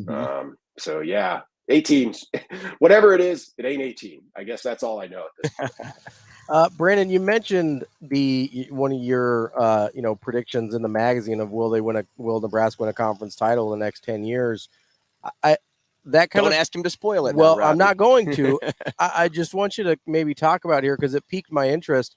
Moving to a 12-team playoff and moving to a, I don't know, let's say 10 years from now, the Big Ten has 24 teams. Is that crazy? is it easier to make the playoff than it would be to win the Big Ten at that point? Yeah. Yeah, I think it absolutely is. Even kind of like college basketball then, right? Yeah, it is. It'll be interesting so does that make a conference title more valued or less valued? Is it all about the playoff? Because it's going to be, I think, in a 12-team playoff era, like the Big Ten and the SEC are always going to get 2 teams in, and they're going to probably trade a little bit. They'll get a 3rd team in maybe once every 2 years, so call it 2.5. The Big Ten is going to average 2.5 playoff teams a year over a 10-year span or whatever. So by that virtue alone, it becomes quote unquote easier. I mean, you still got to be basically a top 15 team to make the playoff than it does to win the Big Ten title. I mean, it reminds me a lot of volleyball. Coach Cook has long said, it's harder to win the Big Ten than it is to win a national title, because there can only be, there's only one national title winner, but the tournament field starts at 64, and it's just kind of the season-long grind to do that. So it gets interesting when you start to think about conference titles and just Nebraska's drought, which there's 9 teams that have won 900 games all time. I'm not done compiling the research, but so far, I think Nebraska's current conference title drought is the longest of those contemporaries. Brandon Vogel, we appreciate your time this morning, man. Thanks so much. We'll talk again next week. Sounds good, guys. Thanks. That is Brandon Vogel at Brandon L. Vogel on Twitter. Ton of good thoughts in there with fall camp to kick things off and then conference realignment. I'm going to have to go back and listen to the last 7 minutes of that interview because there was so much in there. And when he mentioned the pod system and coming out of a pod, I'm like, oh, wow. As much as I thought about putting teams in divisions, I hadn't thought about hey, let's just play the pods out and then have the pod winners play other pod winners and then get to a eventual champion. That's an interesting, a Big Ten playoff, basically. That something like that, like a conference tournament in basketball, essentially. I mean, that could be really interesting. Before we move on, one more time, I'll tell you about In the Deed, the Glory Memorial Stadium, a great segue away from Brandon Vogel. Nebraska Public Media's newest local sports doc follows the evolution of the stadium. You get interviews with T.O., Eric Crouch, Trev Alberts, Mike Babcock. Damon Benning is the narrator. And remember, Memorial Stadium costs $450,000 to build. Yeah, it's worth a lot more nowadays, Robert, just so you know. You can catch that August 13th, 7 p.m. on Nebraska Public Media and Facebook Live. Okay, we'll take a short break. We'll be back with more Coffee and Cream. Rogers and Benning will be back in 5 minutes.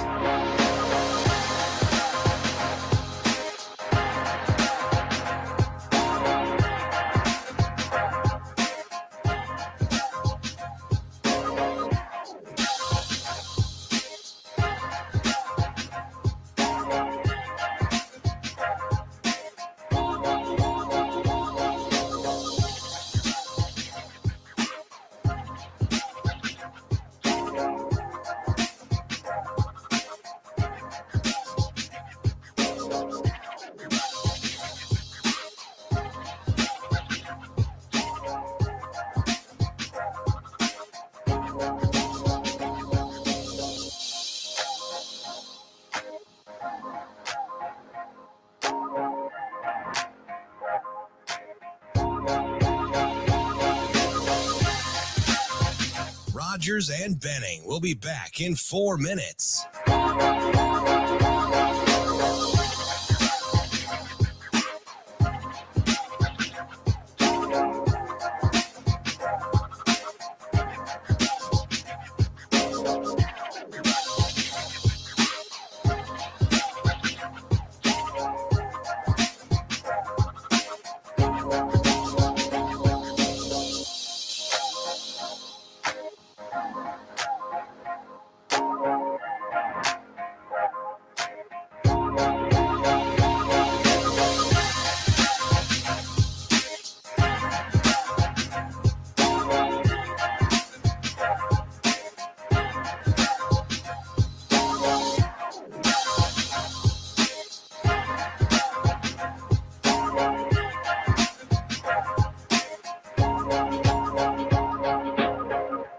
Rogers and Benning will be back in 3 minutes.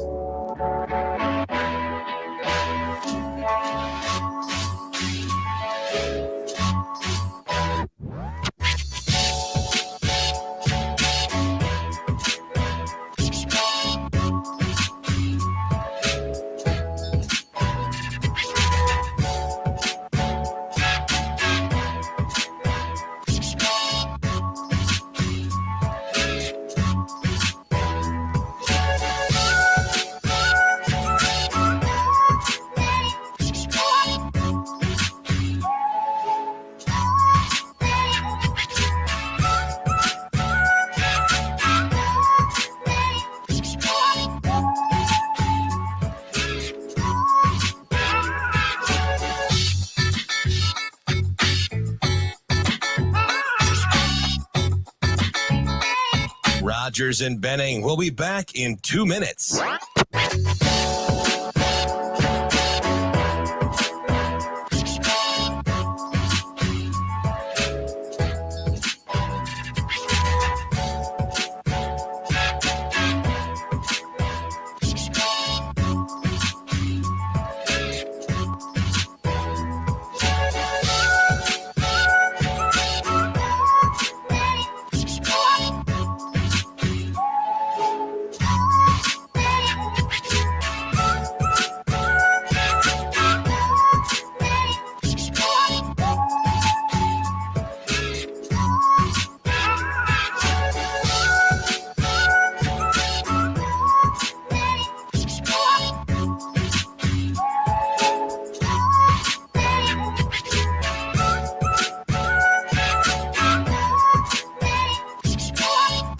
Rogers and Benning will be back in 1 minute.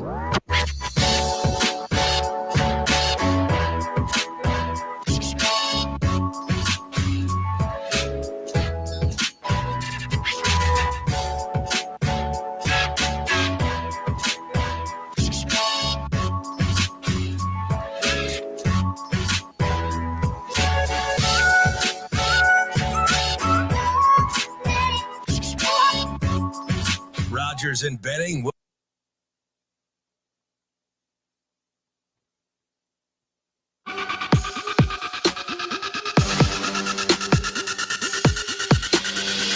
Coffee and Cream with Rogers and Benning on Hail Varsity Radio. Welcome back, Coffee and Cream, alongside Ravi Lulla, Andrew Rogers. Happy to have you with us as we are live out at the Pinnacle Bank Championship, the club at Indian Creek. It is practice round day, Tuesday, August 8th. The event kicks off on Thursday. That's first round play to the championship round on Sunday. The Pro-Am, of course, tomorrow. But we'll be out here all week, and we're happy to be joined by Alexis Boulos, Director of Operations and Events for the Pinnacle Bank Championship. Alexis, good morning. Good morning. How you feeling this week? Hey, it's Tuesday. We got through yesterday, and just keep checking everything off the list. So I don't know. You probably know the number, and I'm just so curious about the weird things, the odd things. How many tables, how many chairs do you have to set up for an event like this? Why would you even ask me that? I don't know. It's massive. I don't know. I look behind me, I stand up, and I'm just like, that's more than I want to carry. Well, it's 40,000 square feet of temporary structure that we build in 30 days. Oh. So that's the math. You guys are like extreme home makeover at the I end. don't It's know. just like, bus driver, move. Bus. It's not always pretty. I mean, we do the best we can. Well, you said it when you walked up. You're like, everything that doesn't grow out of the ground is what we do. Yeah, absolutely. I mean, it's toilets and fence, and we have lots of great partners, which is the most important thing, because you can't do this without an amazing team. So Alexis, I'm always curious with people that put on these huge events like this, where is your biggest stress point? Is it when the tournament's actually going on? Is it like day of? Is it the month before when you're building 40,000 square feet of temporary structures? Like, when is your peak stress level? Take a for seat this on the couch and talk about your exactly. feelings. Well, it's phases, right? So Okay. the first phase is building. So if the weather is wet, like we've had the wettest July in the history of the state of Nebraska or some nonsense, doesn't rain for months, and then it rains when we're trying to build all these structures. Sure, so why wouldn't it? the one thing I can't control is the weather, right? Yeah. So that's super stressful to make sure that we're being safe and courteous of the golf course, because this isn't my house and I don't want to mess it up. Sure. So when we're doing driving stakes, we don't want anybody to get hurt. So those are stress points for me on like stake driving day I hate it because it's like there's power and water and main lines and all these things that we have to avoid, right? Putting the boat in the water, the Hurrdat Harbor, that's like that day is the worst for me because Valley Marine comes out here with like 10 guys and they get it takes us forever. Later I'll tell you stories about the concrete behind you that we destroyed a few years ago and had to replace 48 hours before the structure behind you had to get built. Oh, wow. It's just it's phases, right? Sure. Then when there's humans out here, we have to worry about their safety. So not only is there competitive golf going on, PGA Tours here, these guys are doing their best to further their career and make money and get on the PGA Tour. There's spectators out here, 40,000 plus people that we need to feed and water and make sure that they're safe. So I'm basically stressed out for about 4 months of the year. Alexis, answer this for me, because as I think about, how I grew an appreciation for the sport, it took me probably until late high school, college to like really become a golf fan. Sure. But an event like this is so family friendly that you guys always push like, hey, bring the kids, come out. There's a lot of things for them to do. What are those events for the kids to keep them engaged while they're here? So Youth Day is Saturday. It's always a really fun day. We have a great partnership with RSM. They're doing the RSM putting challenge. So we're going to raise a lot of money for charity. There's going to be kids out here participating in the putting challenge with some of the pros from the Corn Ferry Tour. So that's going to be fun. We're going to have autographs from athletes from around the state, at universities from around the state that are going to be out here. There's going to be free snow cones from Spectrum Snowball. Thank you. Oh, you're welcome. And it's just going to be fun. The PGA section does a great job of partnering with us there. The guys that are on the Corn Ferry Tour are super engaging with these kiddos. It's just fun. And if you don't love golf, that's okay. There's great people watching, if we're being honest. That's for me. There's lots of things, lots of food, lots of drinks. And we're supposed to have wonderful weather, knock on wood. So, the kiddos come out, and obviously there's going to be great interaction with social media down here on 17. You can do a lot of interaction there. Walk the golf course. This is gorgeous, guys. This is amazing and beautiful. And a lot of people don't see past 18 and 17. But if you walk just up this hill behind us, there's like a great little corner where about 5 holes meet, 13, 15, 11. It's beautiful out there and quiet. And during COVID, when we had no spectators, that's where I actually watched golf, because that was the only year I've actually been able to go watch golf. Alexis, if you're like me, don't have any kids, don't want to hang out with the kids at all, for the I think yesterday I heard that those snow cones can be made a little boozy for the adults. They can, and this is my best idea of the year. I'm just going to say it. I'm going to say it out loud. I just want to say I love you. Okay, so Spectrum Snowball is going to make the snowballs, and they have several different flavors. One is going to be mixed with the On the Rocks jalapeno pineapple margarita, and it's like a coconut snowball, and we're going to put that on top of it. Sold.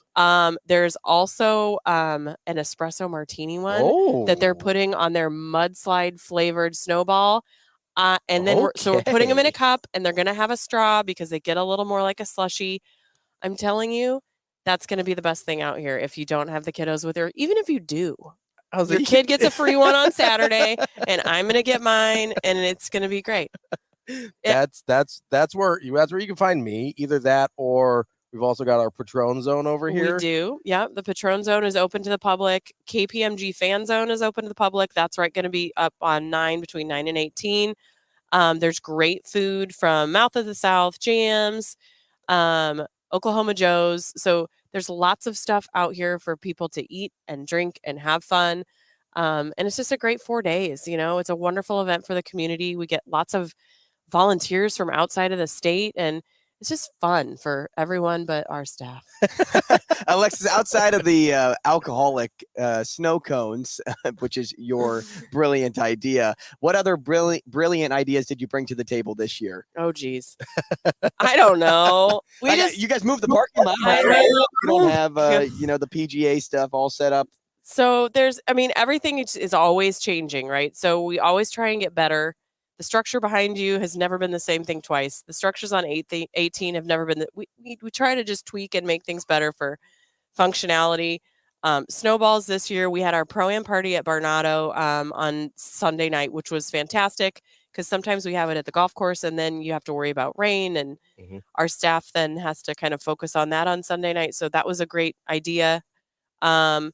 Barnado, obviously, we're having the concerts again on Friday and Saturday nights, so that's going to be fun. There's a whole new group of people that are coming out to the tournament that may not have known we even existed. So if you have tickets to the concerts, come out to the golf tournament. You get in free on grounds tickets with your concert ticket. So even if you don't like golf, come an hour early, walk around, see what it's about, and then you might decide you want to come back. Or go drink early. I was like, get some or have a slushie. I don't know, a boozy snow cone. I mean, you had me sold a boozy snow cone. I'm still daydreaming about it. So I know you said that, these 4 days are really stressful for your staff and you. Is there any part of the tournament you get to actually just like take a breath and enjoy? Sunday is a beautiful day. Not only for us, but I think for the fans and for the players. It's an amazing culmination of the week, and to watch one guy, either he's gonna get enough points by winning to be up on the PGA Tour, or maybe this is his first year, or maybe he's a rookie and it's his first win.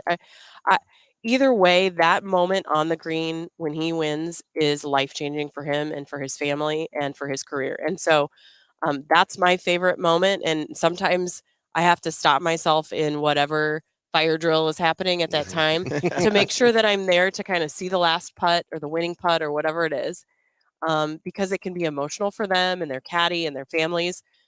So Sunday is a beautiful day. So if our volunteers really love it, the tour loves it. So if you're out here, make sure that you're out on 18 green when the last round, and you see those final putts from those guys, because it's pretty great.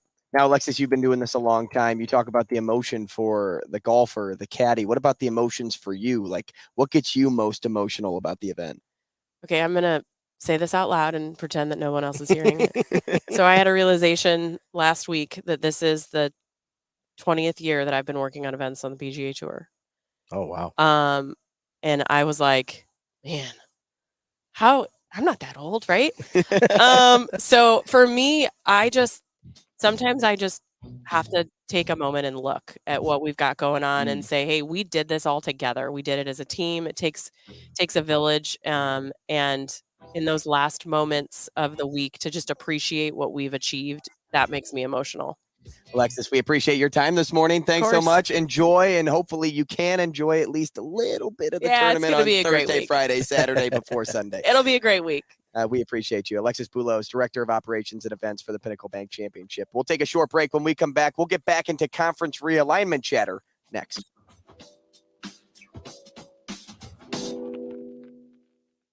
Rogers and Benning will be back in 4 minutes.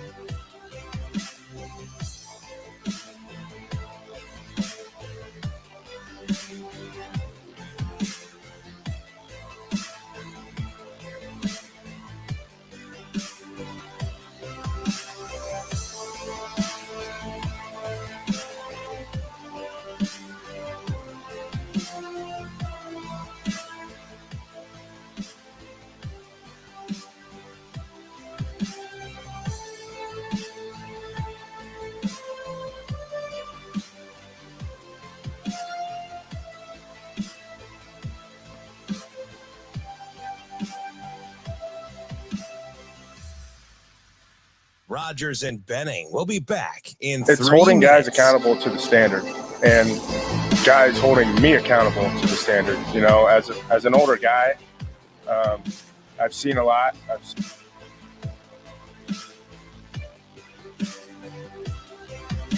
It's holding guys.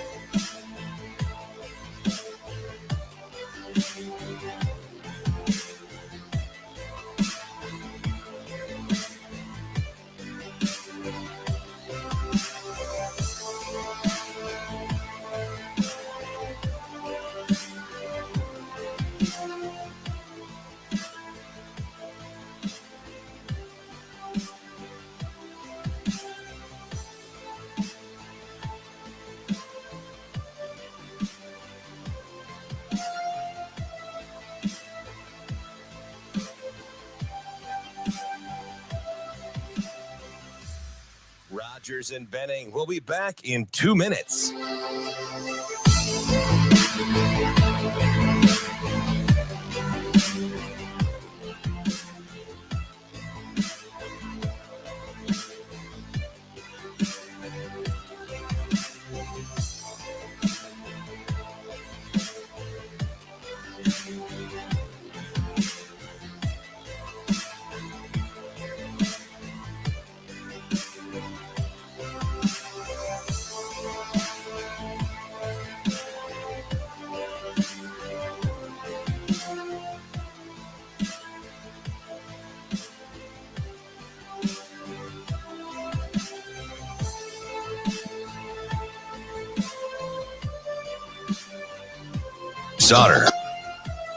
Sauter. Oh, man.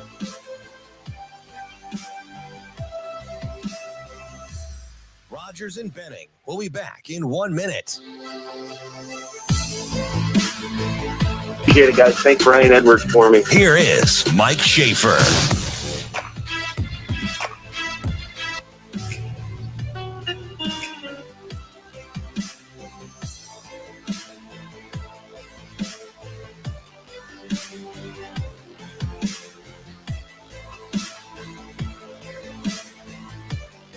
Rogers and Benning will be back in 30 seconds.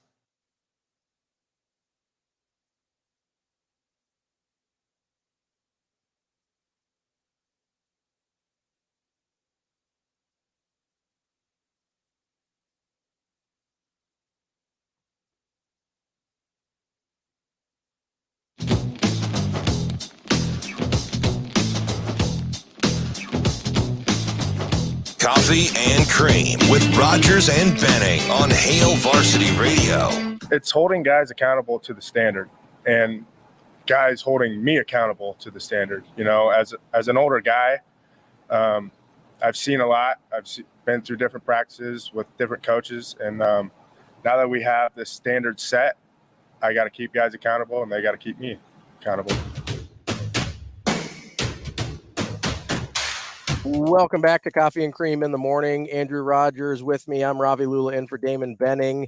And if you can't wait until Thursday to get out and see some local sports at the Pinnacle Bank Championship where we're at right now, you can go out to the Omaha Storm Chasers. They are back in town starting tonight against the Iowa Cubs. They're here from tonight all the way through Sunday. You've got free entry on the green tonight out on the berm. Bark in the Park tomorrow night. As you know, Big Dog Guy, my favorite promotion that they do.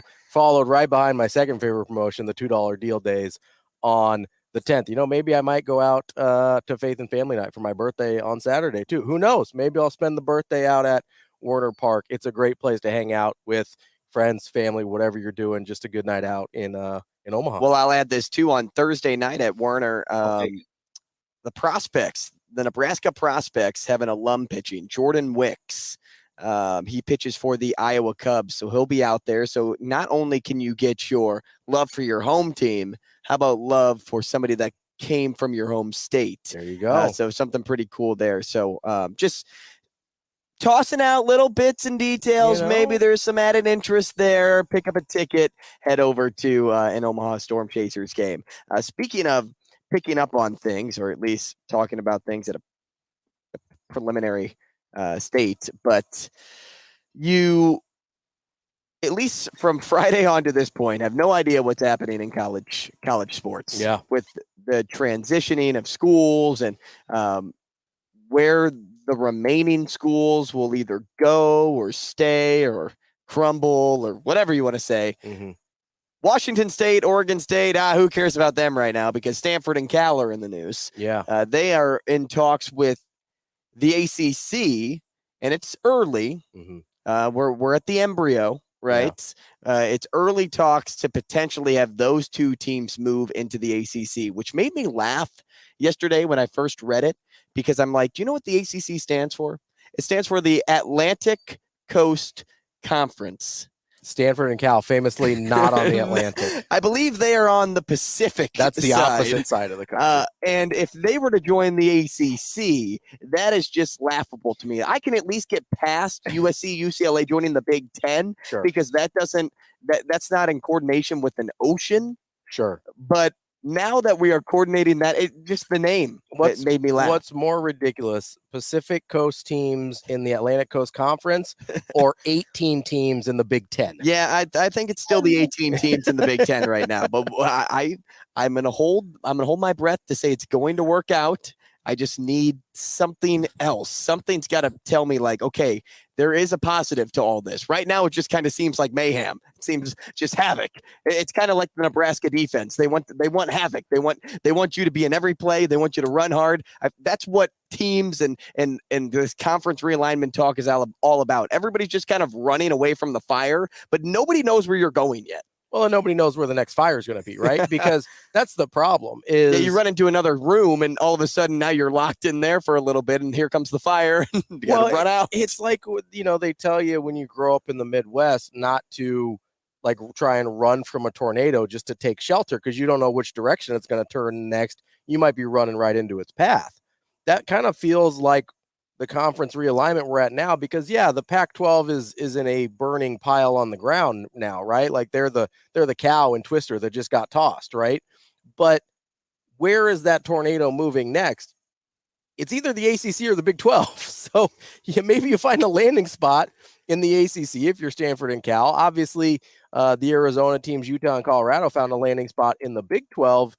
But how long are you going to be safe there? Mm-hmm. Because you might just be hiding under a bridge, under the overpass while the tornado's coming by, and you might be in trouble here in a little bit because I think the only two conferences that should feel safe are the Big Ten and the SEC, especially with the pressure that, Florida State and others have started putting on the ACC in maybe challenging the grant of rights deal and things like that. Well, and that's what I find funny too, is you have these teams wanting to leave the ACC, and I'm sitting back and I'm thinking, well, Cal and Stanford join the ACC. Okay, whatever. Like, you go ahead and join, but that doesn't make me want to stay. Like, there's still teams that are looking to see if there are greener pastures on the other side that will financially supplement their programs more than the ACC currently is. Well, and I'm curious what additional teams would do to the grant of rights deal because it does run through 2035,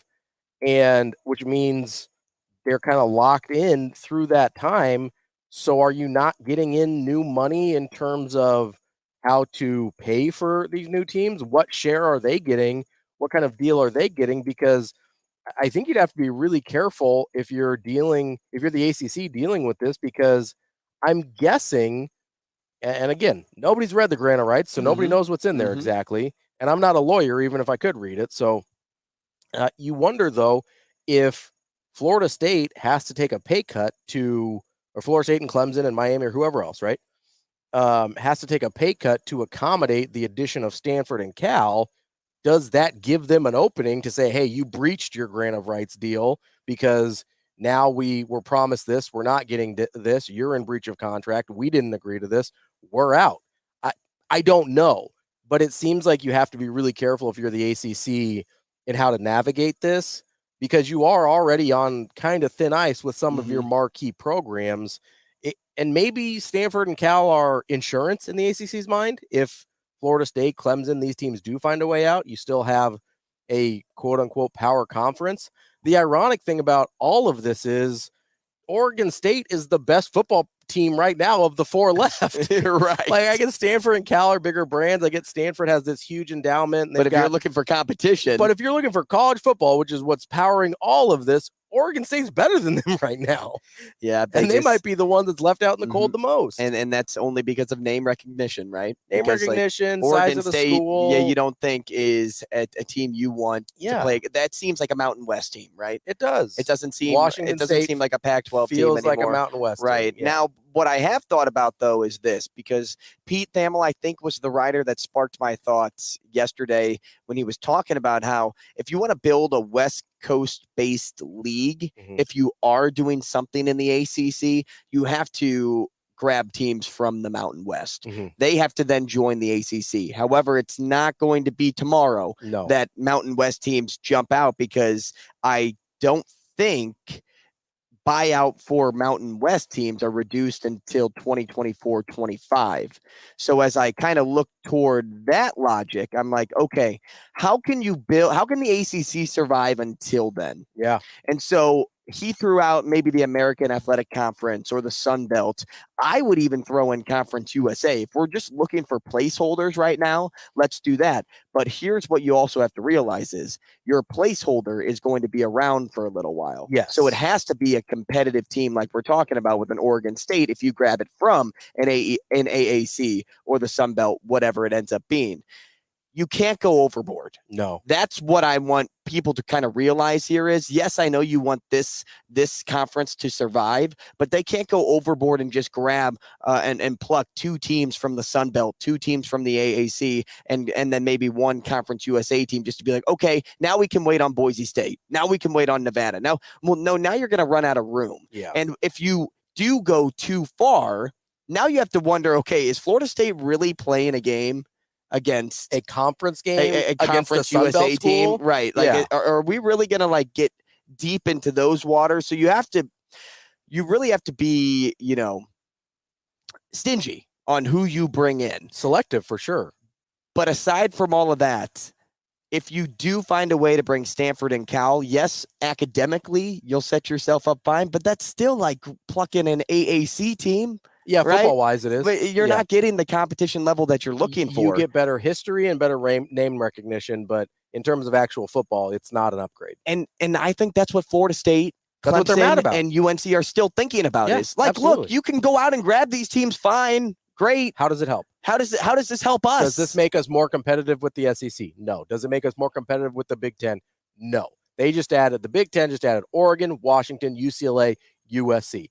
All programs that have at least some success in football, and some have really high level success in football, right? You're wanting to go get Stanford and Cal. Their most famous thing that's ever happened there is the band is out on the field. Like, that's what we're doing to keep up with Georgia and Alabama and LSU and Texas A&M. Like, that's what we're doing at Stanford and Cal. Our Olympic sports will be great. Nobody cares. In what we're doing right now, no one cares. That's not to say that those aren't important sports and things like that, but in what's driving all of this, no one cares about the Olympic sports. That's been made very clear. Like abundantly clear. Don't worry, tomorrow I actually have been compiling some athlete stories, some athlete notes.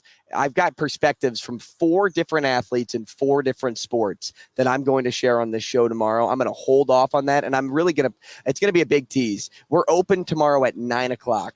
That's when I'm going to get into these stories, because I think you'll be amazed by how this really affects those Olympic sports athletes that are being forgotten about. Not to say that even yesterday we talked about Eli Drinkowitz and how he was all for the student athlete, but it was kind of ironic because he's still a college football coach. Yeah. So he still benefits at the from end all of the day, this. what are you actually doing? Are you having conversations with your AD and saying, hey, bring in the soccer coach, bring in the tennis coach, let's figure out how to find a solution? Yeah. Or are you just going to state what they are, right? Your opinion is a fact and how it does affect people, but what are you doing to help solve that issue?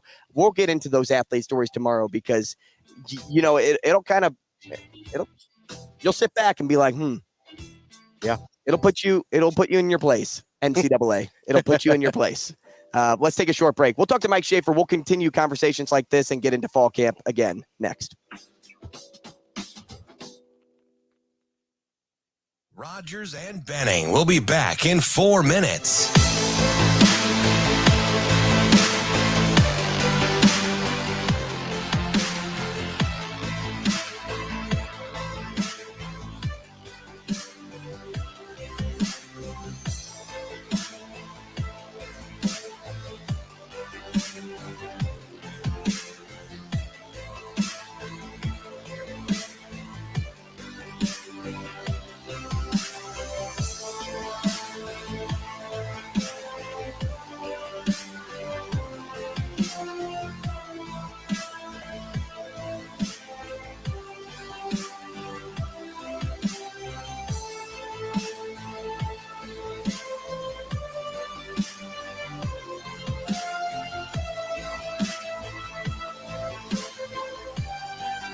We could do that. I mean, I've done it in the past where, like, so-and-so, we did this at Baylor where, like, so-and-so was going to kick 45 and in, and this guy had a better leg, so he was going to kick further out.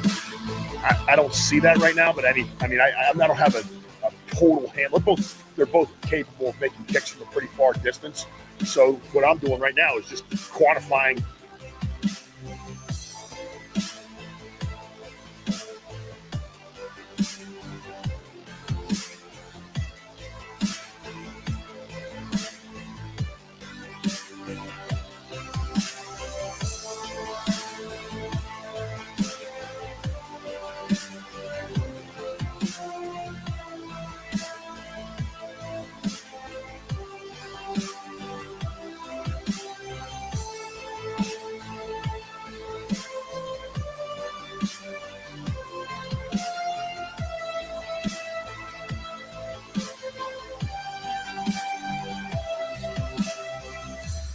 Rogers and Benning will be back in 2 minutes.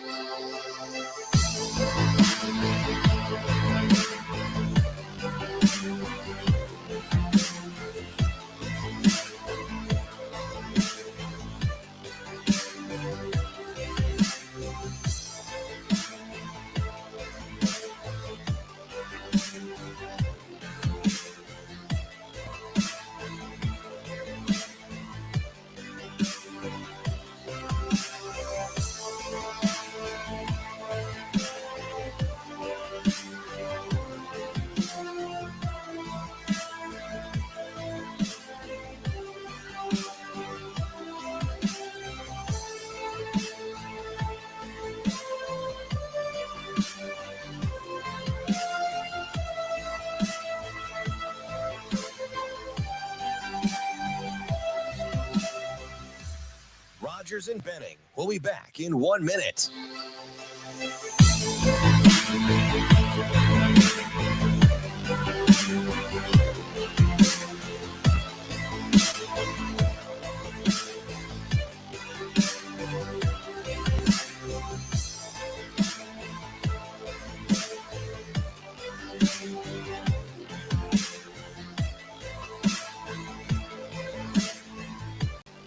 Rogers and Benning will be back in 30 seconds.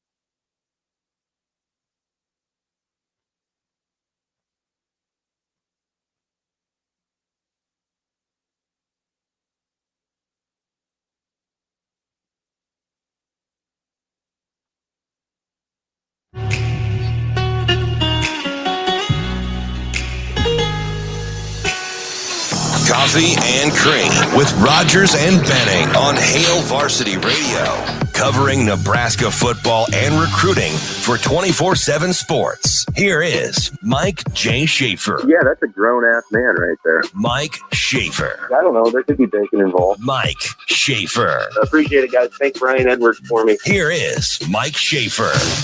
We could do that. I mean, I've done it in the past where, like, so-and-so, we did this at Baylor where, like, so-and-so was going to kick 5 and in, and this guy had a better leg, so he was going to kick further out.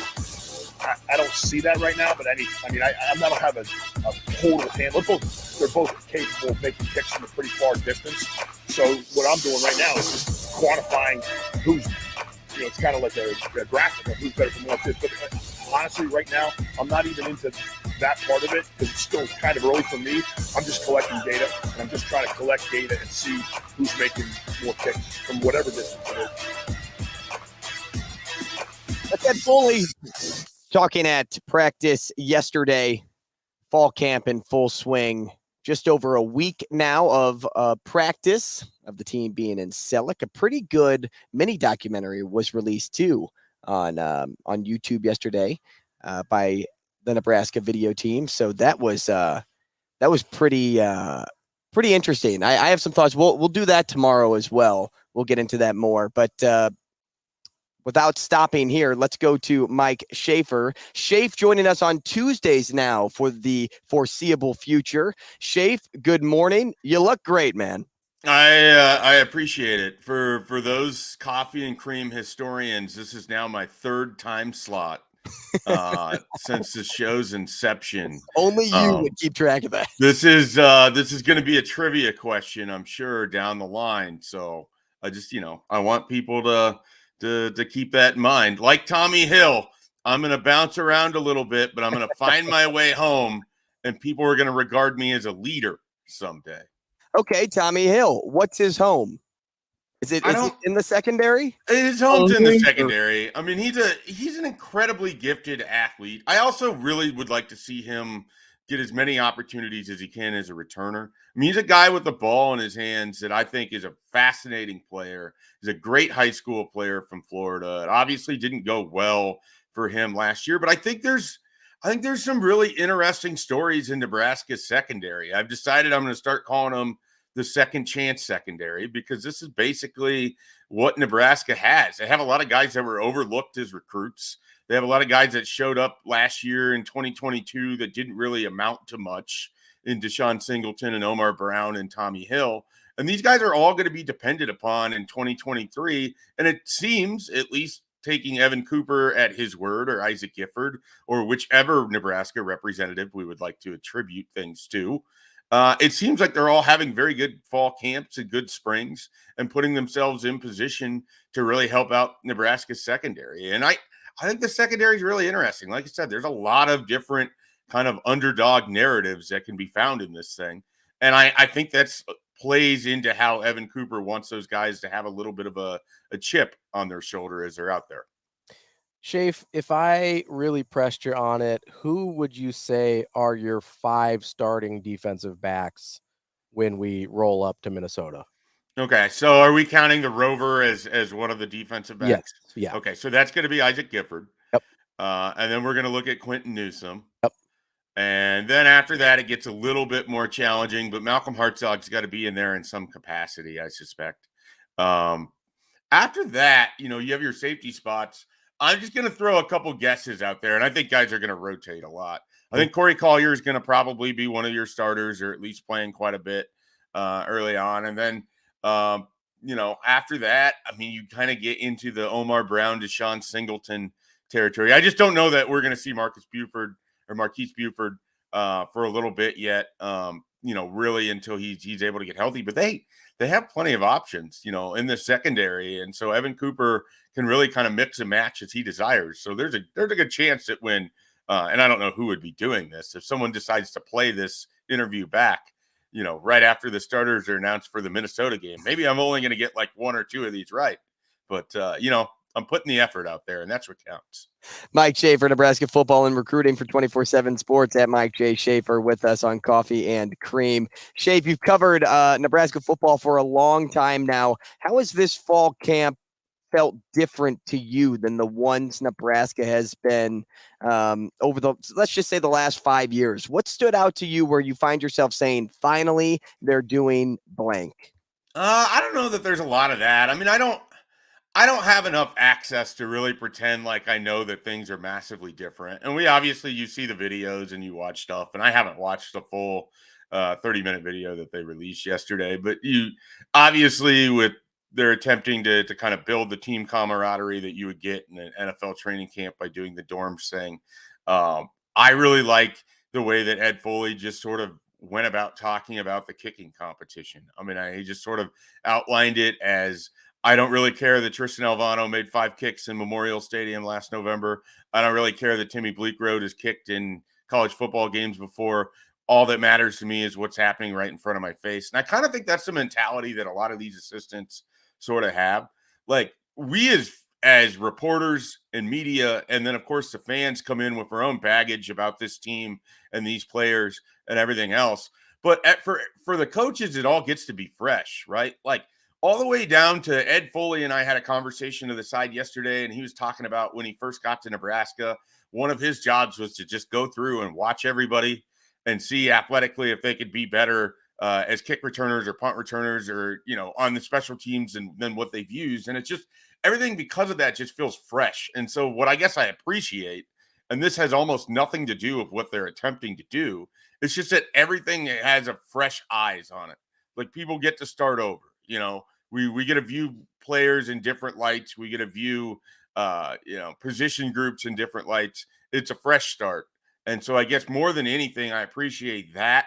Now, that doesn't win you games when it comes to the actual season. So without being able to sit in there at practice and really tell you this is different and that is different, I appreciate that everything sort of has a fresh feel to it.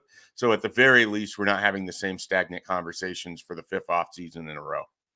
Schaefer, you mentioned the fresh look that the coaches get at the roster, and maybe I'm reading too much into this, and I guess that's my question for you. Is it seems like when Matt Rule and the staff got here, that they were maybe a little surprised that the talent level was better than they expected. That's kind of the vibe that I get when I hear them talking about a lot of these position groups, whether it's Matt Rule calling Gifford an NFL type player, or any other various examples. It feels like to me they saw the record from last year and the last few years and expected a certain level of talent, and then they got here and maybe were pleasantly surprised.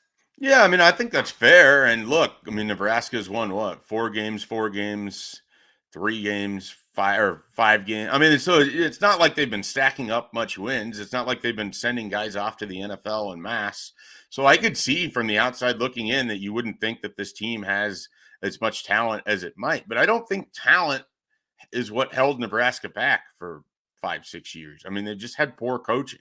They've been put in poor spots. They've done poor things. They've made very questionable decisions, whether it was the previous coaching staff or players on the field or whatever. And so, with a fresh set of coaches, with a fresh approach, you have an opportunity to move past some of that. And I do believe that Matt Rule inherited a roster that can go win games in 2023. And beyond that, I think this coaching staff believes that they can win games at a higher level in 2024. So 2023 is about, let's get some of the rust out of the way. Let's get some of these sort of awkward moments in a transition out of the way. Let's start stacking days for 2024. And let's win some games. Let's go to a bowl game.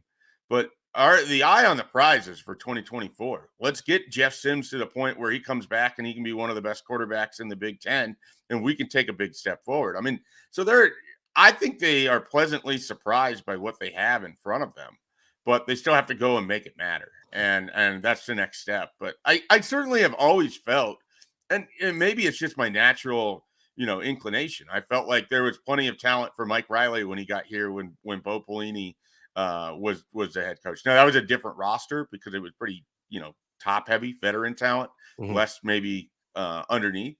But then, with Mike Riley into Scott Frost, same thing. I felt like there was an ability to quickly get here and win football games. I feel the same way for Matt Rule after what he inherited from Scott Frost. Mike, I've been thinking and compiling a few reports regarding schedule predictions, and one that really stuck out to me the other day, I came across it last week, was if Nebraska was to lose week 1 to Minnesota, so they had a loss on the schedule there, but also had Nebraska winning 7 games this season. Do you think there's a real shot, still a solid chance at winning 7 if a loss comes in week 1 to Minnesota? It would mean Nebraska would have to do really well in the month of October, right? Like, you would have to have wins against Illinois and Purdue, as well as Northwestern. So I think they have 3 games in October. So to me, you're probably looking at a 3-2 start there, followed by a 3-0 October, followed by getting one of those games in November. Like, I think that's sort of I think that would kind of have to be the recipe in my mind. But and maybe you sort of look at it like not just October, but you extend, in between the Illinois and the Maryland game, they got to win one of them or something. I don't know. I mean, so it's a possibility, but I think that obviously, this is going to sound really stupid, and I kind of intended to, but the easiest way to get to 7 wins is to win your first game, so you only need 6 more. And so, I sort of just look at it like this Minnesota game to me is pivotal for all sorts of reasons. And even if they don't win it, if you go out and you play well and you sort of prove that you're in it at the very end, the confidence boost that they're going to get off of that is pretty big. Now, the reverse is true. If they go and they get the doors blown off by a Minnesota team that is equally as rebuilding right now as what Nebraska might be seen to be doing, then you're going to have a ton of questions going into all of it. So a lot of it is just going to be, how does a veteran coach navigate that feeling after that first game? If they win it, can you quickly get them ready to go to Colorado and then everything that follows? If they lose it, can you get them to salvage what they can out of that game, flush it, turn around and win the next 3 in your non-conference? I mean, it's a bigger challenge than I think people might think. We're talking with Mike Schaefer of Nebraska 24/7. Schaefer, we're a week into fall camp. We haven't got to see them a ton, but we have heard from both coaches and players a decent amount so far. Have you felt like you've learned anything through the first 7 or so days of fall camp? Not really. I mean, I felt like I got confirmation that my apprehension about Teddy Prohaska was well placed. I know on this show in the past, I've talked about how there's conversations I had early in the summer about, hey, don't just assume that Teddy Prohaska is going to be the guy at left tackle. Like, this might take longer than you would think, yada, yada, yada. And I think that's kind of where we're at. So I think the apprehension that I had about the offensive line is still there, and it's maybe even emboldened a little bit because I don't love the idea of Turner Corcoran yet again being put into a left tackle role that's not a good fit for him, and it hasn't worked well in the past. Beyond that, though, a lot of it is just Matt Rule saying very pleasant things about players that I already like. So I don't know how much I'm learning or how much is just being reinforced. But, a lot of it is just like, hey, Matt Rule said this. And it's like, hey, I kind of think that. So I don't want to – I don't think I've learned a ton at this point in the juncture. But I also sort of approached this fall camp with the idea that I don't think the staff is just going to be giving away a lot that how they feel truly. I think, when asked directly, they're going to give answers. But I think you're going to get a lot of Marcus Satterfield type answers that, words are said, and then you go back and you listen to it, and you're like, there's really nothing in this. And so I think we're going to get a lot of that in fall camp. Schaefer, we spent a lot of time talking about conference realignment yesterday and a little bit today with the news that came out with the really early talks with Cal and Stanford to the ACC and what that could look like. It's so early to predict, but you've got a creative and complicated mind, so I think you'd be a great person to ask. Where do you envision this whole thing going? Where's the cap? If it ever got screwed on the bottle, we like to call conference realignment. Yeah, I mean, I feel like until you get to the point where you're basically down to just 2 mega conferences, it's all just going to be up in the air. I mean, I don't know that I believe that the ACC can salvage itself enough that it's going to force this thing into 4 conferences. I like what the Big 12 has attempted to do, but ultimately, as you look at the list of those schools, do you see like a real difference maker in there emerging? You just don't have it. And I look at the Big 10 and the SEC as collections of mega brands, and the SEC more than the Big 10 because in recent memory, those teams have played better. But if we're talking just strictly from a helmet standpoint, it feels like we're headed to a big SEC and a big Big 10, and then some sort of like reliance between those two that you can get a similar set of rules to operate under. I mean, that's what a lot of this is we've got to get to the point where you have 2 different sides playing under the same set of rules, which has never been a thing that's happened in college football beyond just what the college game rules are. But every way from building your program to the off-season stuff to everything is sort of just left up to the discretion of these conferences until you get to the point where there's sort of a, an alliance, I guess, or an understanding between how you want this thing to look. I think we're just going to be in that kind of mode where I likened it yesterday to, you move into a neighborhood that's full of new construction and everything, sounds like it's going to be great in 2027 whenever you're done with the construction, but you don't know how long that's going to take. And you don't know how many nails you're going to drive over as you're driving through your neighborhood and then you're going to blow a tire. You don't know what this is going to look like. And new construction in a neighborhood is messy and it's loud and it's annoying. And you just want to get to the end of it. And that's how I feel about conference realignment. Like, I'm no longer interested in these two teams are going to do this because I don't care. Let's get these 40 teams to figure out where they're going to go and how this is going to look. And then let's move on from it, because I think the fans caught in the middle are sort of just going to start tuning this out at a really high level. And then you have to figure out how you keep college football interesting when you have 60 some teams playing for 12 some spots. And, you could have a Nebraska game in November where they're 7-2 and they have no real path at the playoffs and it doesn't matter. And they're playing a team that's 6-3 and it's just like it buried on a TV.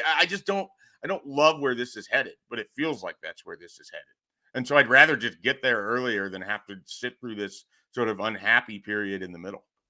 Schaefer, not to play devil's advocate here or anything, but if Nebraska's sitting at 7-2 and they're playing somebody at 6-3 with no clear path to the playoff, how is that any different than where we sit right now?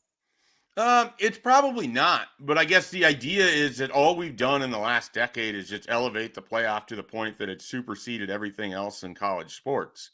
And so I just wonder if you get to the point where now that's even magnified and you're sort of in this sort of conference realm where it's like you're fighting for 13th place in a conference or 12th place in a conference of 30 some teams. And yeah, you're upper half, but it's just, I don't know what we're going to do with this. Like, I just, I think you get to the point where if you have that many teams in a conference, you're diluting the overall quality of what you want anyways. And then you're setting up questions about how you're going to determine who's the best team in your conference when you don't play a schedule that allows you to play all these teams. Like, it all just leads to more conversations that get answered how? Through ESPN's playoff committee, through, voting, through another formula. Like, it's just, I think you get further from the idea that you're going to crown actual college football champions and more into kind of a crapshoot. And that's not necessarily bad. That can be incredibly entertaining. But I just don't know if that's good for the overall product of college football. And in an age where, it's increasingly easier for all of us to just sit at home to consume this sport, I don't know how you draw fans. Like, when these games become even less important, what does that look like in October and November when the weather's bad, Memorial Stadium? What does that look like when you're Trev Alberts and you've got a 90,000 seat stadium that you're trying to bring down, and suddenly, getting to 85% capacity is a real question. So I think there's a lot of sort of that we don't know how this is going to look and how people are going to react to it. Speaking of people reacting to this decision, Schaefer, I've spoken to a lot of athletes in the other Olympic sports that will be affected or hypothetically based on the sport that they played in college would have been affected by a move like this. And I thought it was interesting hearing a bunch of different perspectives, and more times than not, I think I heard more the negative than the positive, but I did hear some spin the positive and how it could work, because I kind of wanted to take a all-encompassing approach to my questions. And I'll get into that with them or with those takes tomorrow, as I teased on the show earlier on. But I kind of wanted to ask you if you've heard any reactions from athletes about the changes, or if you even had thoughts of your own on how this does affect those other smaller sports in regards to the travel and the wear and tear that it will now bring, that they may be traveling across the country to, play a game. Yeah, I mean, it's certainly going to enhance the amount of time that these athletes spend in airplanes or buses or whatever. And less time on campus, less time in class. And while people might roll their eyes at that, a lot of these people aren't going professional in the sport that they're in. And so, if you're a engineering major or whatever, and you happen to also be an athlete, like, more time away from the classroom is going to be difficult for you. Right. But there's and ways Bobby and that, I talked about that off air a little bit yesterday. Yeah, I mean, there's ways that you can mitigate that. And Nebraska's got a great athletic department that really puts their athletes first and foremost. So they're gonna work on that in a way that everybody will. I mean, I think, I haven't had a lot of conversations with athletes that are not football players about this, but I think a lot of it is just like, what does it, do for my schedule? Where am I going to be at this certain time? The nice thing for Nebraska, at least right now, is you've already made this transition. So now it's just a matter of like, okay, so Oregon, Washington, UCLA, USC, you're going to go to the West Coast. That affects Nebraska less than it does for Rutgers and Maryland and Penn State. And so I think, at least from a very Nebraska-centric standpoint, it's not a huge deal right at this moment. But I would imagine for your greater fringes of your conference, the further far-flung places, like, your USC baseball, and you're going to go spend a weekend in Piscataway, and, then you got to turn around, you fly back home after that, cross country, and then you're going to turn around, and you got to fly to play at Penn State. Like, it's just, scheduling is going to be really difficult, and there's going to be no shortage of teams that feel like they get screwed because there's no easy answers for any of it. Schaefer, is it possible that, you mentioned this here, how Nebraska's kind of already made this move on the front edge of all this. Is it possible that the reason I still sort of enjoy this is because between Nebraska already being in the Big Ten, Creighton's obviously conference realignment was worked out well for them, is that it doesn't affect what we do really that much? I mean, is because I still kind of enjoy watching all the machinations of how everything works. Yeah, and I don't know that it's unfair for people to get enjoyment out of it. It's like fun, what if fodder, and I understand that. It's more so that, like, I've sort of reached a point when Oklahoma and Texas and USC and UCLA both left. It's just like, this is just a precursor to more moves. Like, my impatience is the issue here more than anything else. Like, if we're going to see more, let's just get this thing over with. But, I think Nebraska being done and Creighton, being done with the Big East should allow fans of those respective programs to at least feel comfortable that they have a home. And in both situations, they have a home that isn't going anywhere.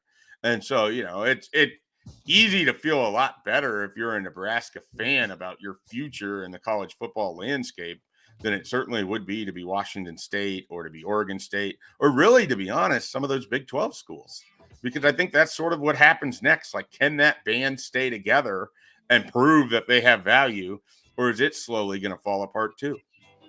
Schaefer, always good stuff with you. We appreciate your time. And next week, I guess we'll see you Wednesday at 7:30 since we're just bouncing around times. No, I'm just kidding. All right. Well, have your people reach out to me, I guess, since it's just me. I'm a single operation. No, we'll see you next Tuesday. Appreciate you, man. All right, guys. Have a good one. That's Mike Schaefer. When we come back, we will get into course conditions with Jim Nedrow here at the Pinnacle Bank Championship. Rogers and Benning will be back in 5 minutes.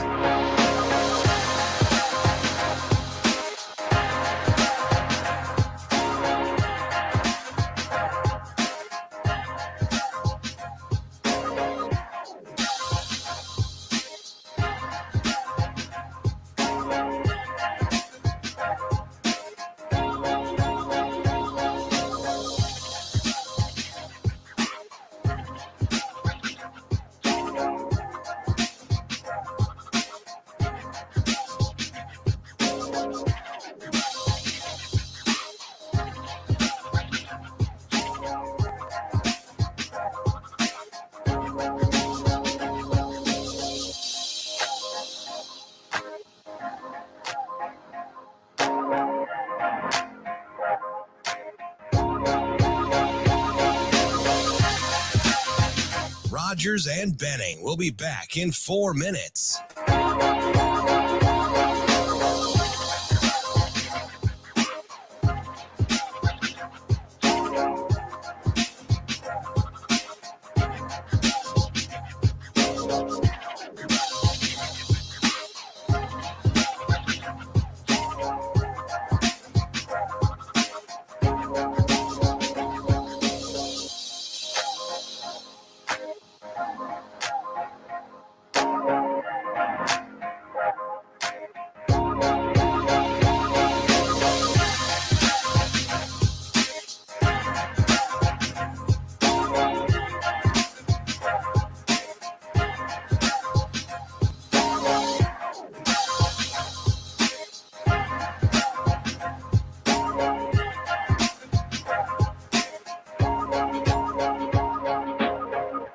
Rogers and Benning will be back in 3 minutes.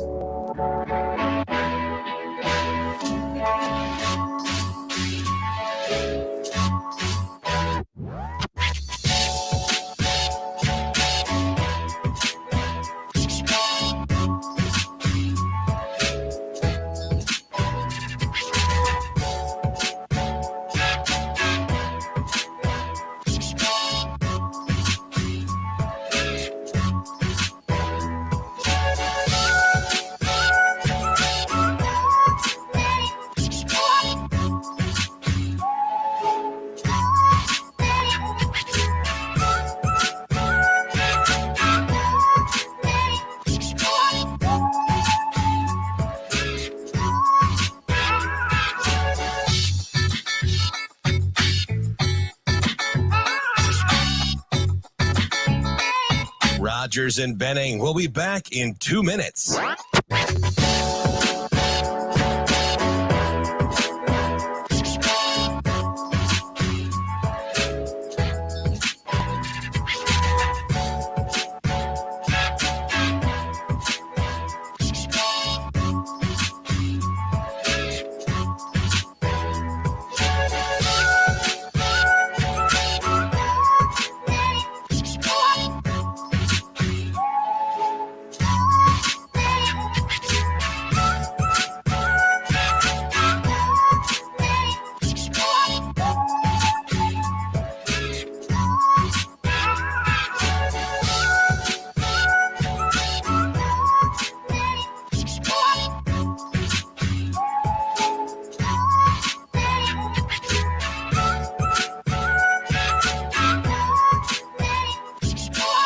Rogers and Benning will be back in 1 minute.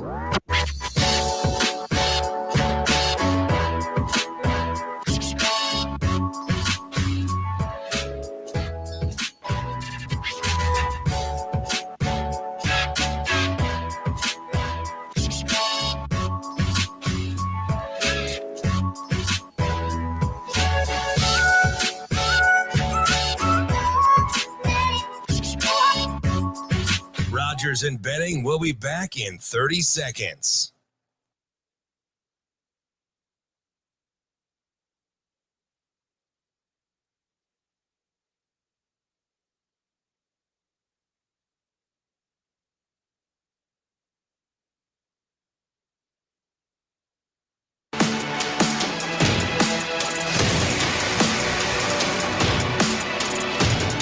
Coffee and Cream with Rogers and Benning on Hail Varsity Radio. All right, welcome back as we are live from the Pinnacle Bank Championship, the club over at Indian Creek. It is a beautiful morning, although I have been complaining about the sun. So as much as I tell you guys all out there that it's beautiful, which it is, if a breeze comes through, it would be a lot better. Maybe the man next to me can bring a breeze because you handle all the course conditions, right? So you can bring wind. I do. That's how that works? I wish. Darn. Jim Nedrow here with us, head superintendent at Indian Creek Golf Course. Jim, thanks for taking the time. You told me before we started, 19 years now you've been here. That's incredible. February it'll be 19 years. Absolutely incredible. So what's it, 7 years here? God, like for this event, it's 7 or 8. I think 2017 was the first year. Right? Yeah, so year number 6, because if you count 17, this would be the 7th year. Yeah, it went like that. It's crazy. It's crazy. 19 years flew, and now there's 7 years of flew. So. Okay, so think back to 2017 for me. The course looked like what? And now today, the course looks like this. Well, I mean, fairly similar. We added tee boxes on Tournament 12, Tournament 10, and Tournament 6. 10 and 12 are the gray 1 and gray 3, and Tournament 6 is black 6. We did that 3 years ago. This will be the second year that those tee boxes are in play. So we added about 120 yards at that point. We made some pretty significant changes in 2009, 10, and 11. Not with a tournament in mind, but certainly, it was kind of in the back of our heads when we were working with the architects. So pretty big changes then. Made a few tweaks in 2016, the year before the event came out. Added some bunkers, changed some tee complexes, a little bit of that stuff, but nothing really significant. I mean, it's just some minor changes. But those seem pretty significant to me, though. Yeah, I mean, 120 yards to any of us is a lot, right? But it has been fun to watch. I went up to hole 10 this morning and watched a couple of guys that played in 2020 and hadn't been back yet. So they're playing that tee box for the first time, and it does change the way they play, right? Maybe instead of a mid iron or a long iron off that tee, now they have a driver in their hand. Same with tournament 12. You know, kind of a mid iron would have been the play there for them, and now it puts a driver in their hand, which, you know, the longer that ball's in the air, the farther it can deviate off a center. So that was the goal there. And it seems like it's made a difference talking to the players. So, yeah. Jim, you've been here 19 years. I think you said you've been at a golf course one way or another since 99. So I guess, how did you get into this line of work? Was this always the plan, or what happened there? It was not. So I went to school at Nebraska in Lincoln. I was going to be a vet. So a year and a half in animal science, and ended up went back to my hometown in Norfolk for a summer job, got a job at the golf course there, and just kind of fell in love with it.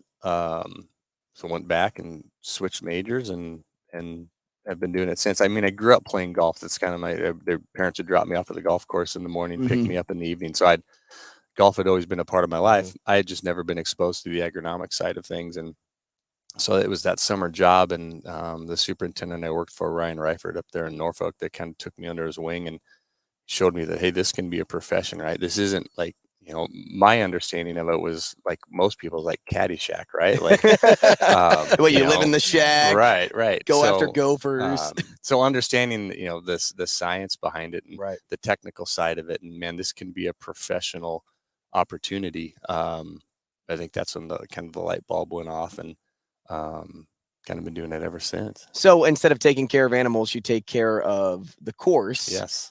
Everything that grows. You know, we talked to Alexis, and she takes care of everything that doesn't grow on the course. But you, on the other hand, you know, you take care of the roughs, the fairways, the greens, things like that, the tee boxes, as you said. You know, when you get to tournament week, and I'm just kind of curious, and it may not affect it at all. Outside of weather, and if the rain comes, or if it's really hot, do you find it difficult to keep everything the way that it was the day before? So in regards to I need the grass this certain length, or I need the greens to look like this and not get a rough patch here, or say a divot doesn't get repaired and now it kind of looks like you're probably, you know, I talked about being stingy with conference realignment earlier. You're probably pretty stingy about, if there's a divot unfilled, you're the guy that goes up there and you're running, talking under your breath, mumbling maybe some swear words. For sure. I am OCD by nature, and this job scratches that itch, right? I get to be out here every day and focus on the most minute of details. But you know, we've got a great team. And everybody understands what our goal is, right? And that's the goal 365 days a year. So we don't necessarily change any approach in terms of trying to keep conditions consistent from, you know, from day to day. You know, so that focus that you talk about is just something that's how we approach every single day. I mean, things change certainly this week and even the week before. So advance week, it's what we call the week prior to the event week, is probably the most important. Tournament week kind of becomes really routine, right? Barring, you know, uncontrollables, right? Like significant weather issues or something like that. Tournament week just becomes repeat, right? Don't mess anything up. Advance week's where you really put in the work, and even beyond advance week, it's, you know, the last putt drops on Sunday, and we are already preparing for 2024. I mean, it's just a constant. You know, it's a carousel. We don't have what we have now if we aren't doing things in August and September and October and March and April and May. So, and that's what the team we have out here is really good at. They're good at not losing sight of, okay, the event's over, now we can, you know, relax and let off the gas a little bit. Now it's like the event's over, now it's what do we have to do to get better for 2024, and so that helps, right? We aren't ever really playing catch up. We're just kind of maintaining and then tweaking things a little bit when we need to. You know, green speeds, you know, we roll and we try to, you know, increase firmness and manage our water a little bit differently during tournament week. And So we're usually pretty close, and then we just kind of have to dial it in a little bit. So Jim, I am curious if you're, just an amateur out here playing versus a professional during this tournament week, what would be some of the biggest differences you would notice with the course conditions? I know some places, with professionals let the roughs grow out a little bit longer, or they change, like you said, the green speeds, things like that. What are the biggest differences here at Indian Creek? I mean, the rough for sure, right? But we have to start that. Typically, I mean, this year's been way different, right? We were like 10.5 inches of rain since June 30th. Right. So it's been easy. In years past, to get rough where we want it for tournament, we have to start growing that out 3, 4, 5 weeks in advance. And so that tends to be an issue for daily fee golf or the public, golfers like us, right?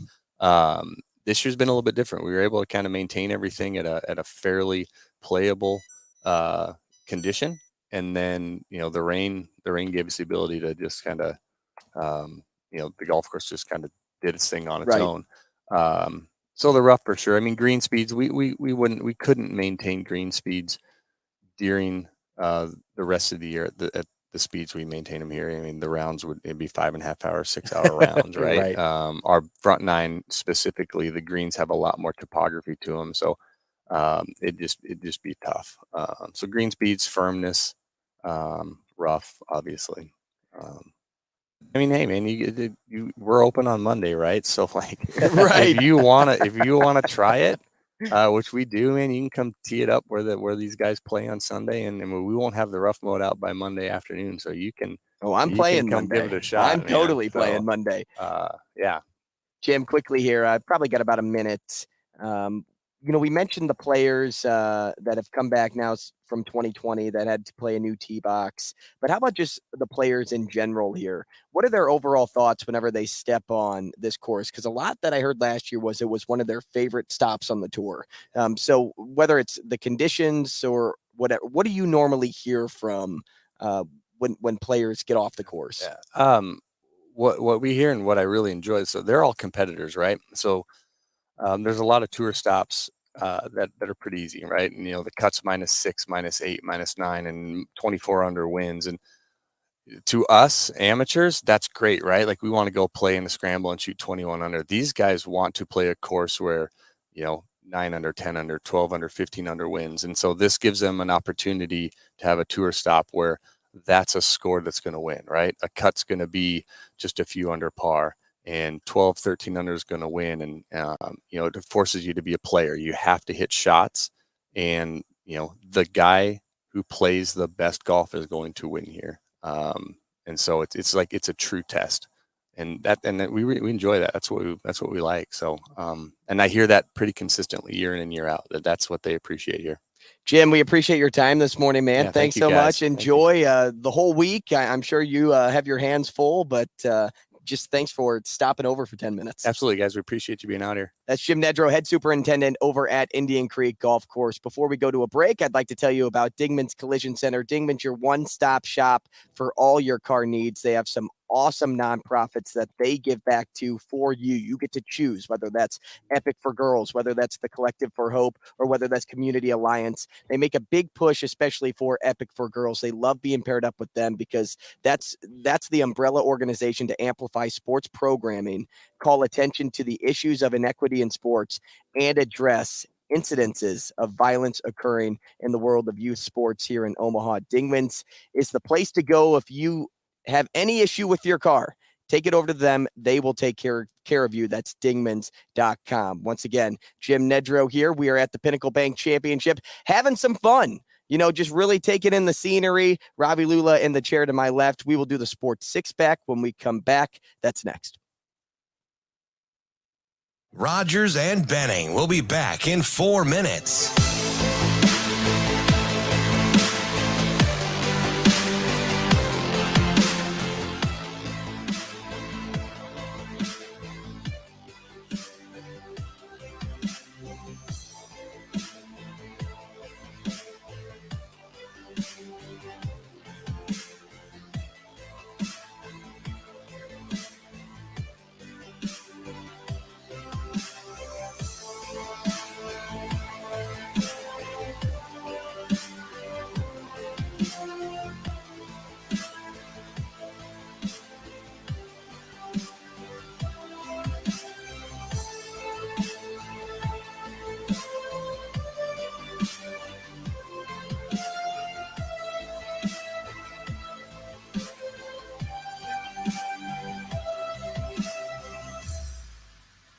Rogers and Benning will be back in 3 minutes.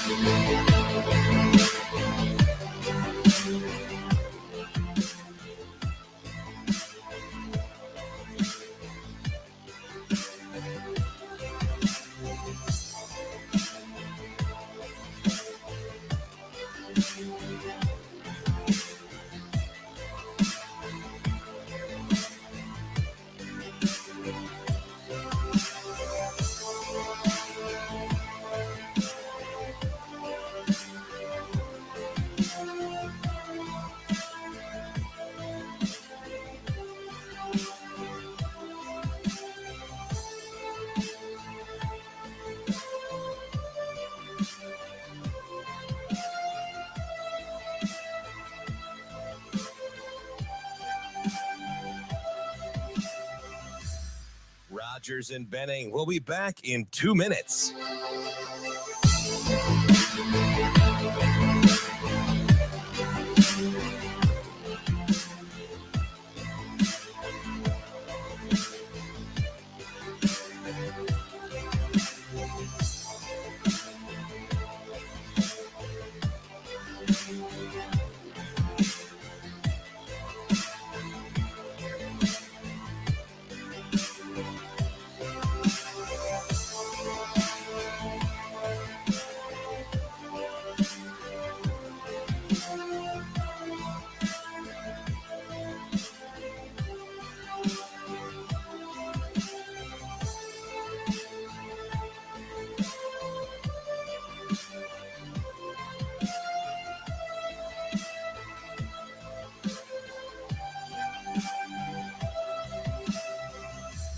Rogers and Benning will be back in 1 minute.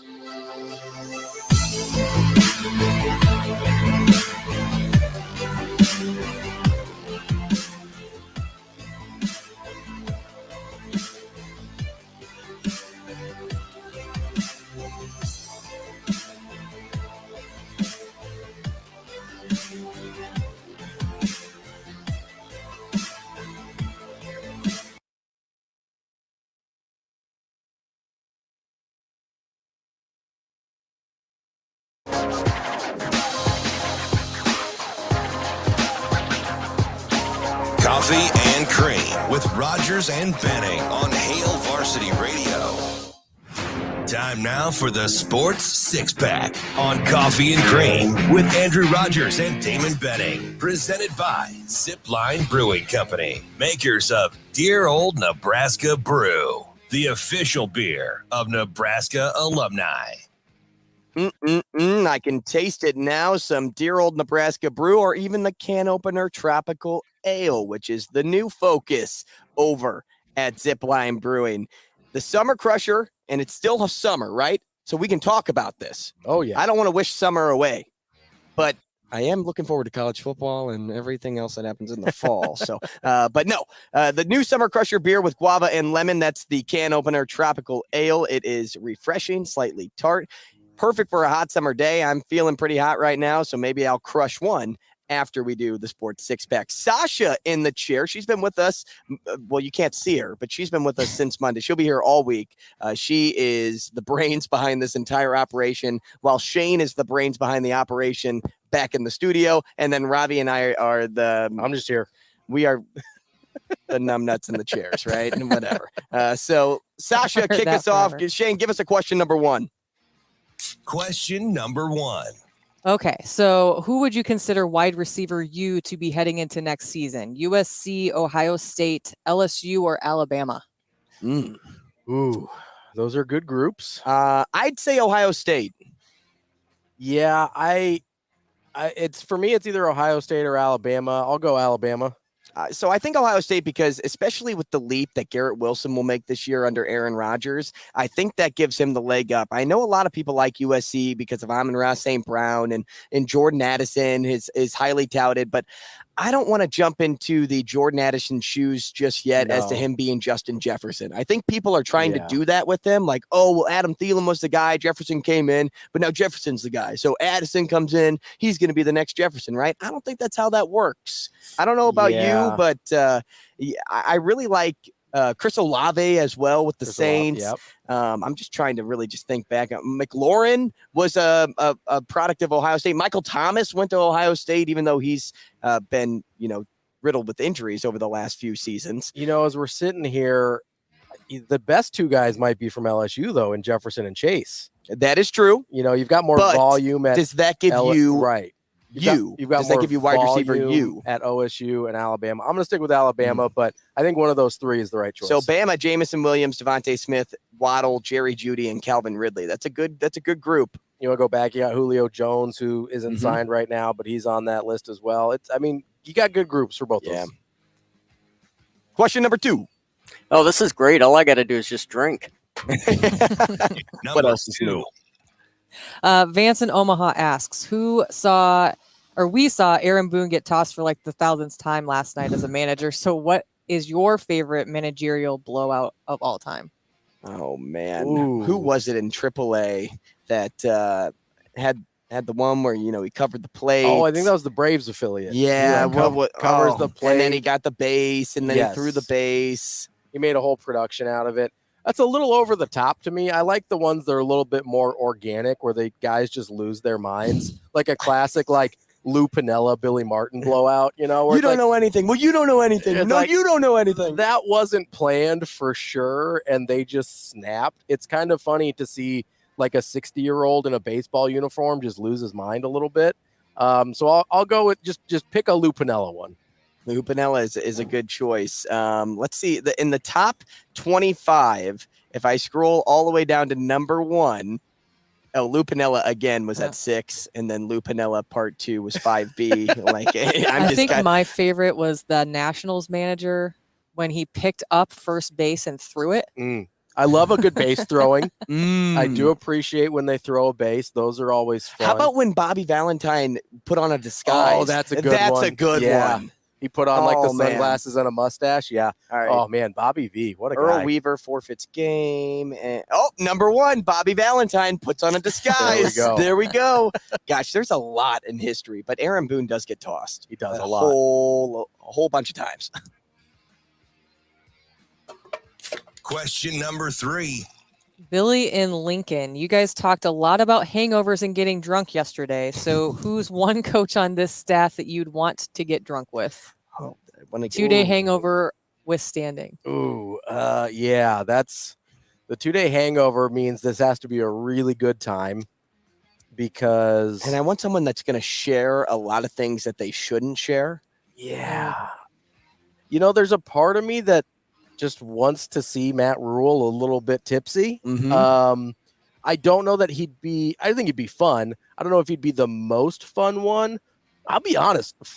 Getting drunk with Foley seems like sometimes he seems drunk all the time.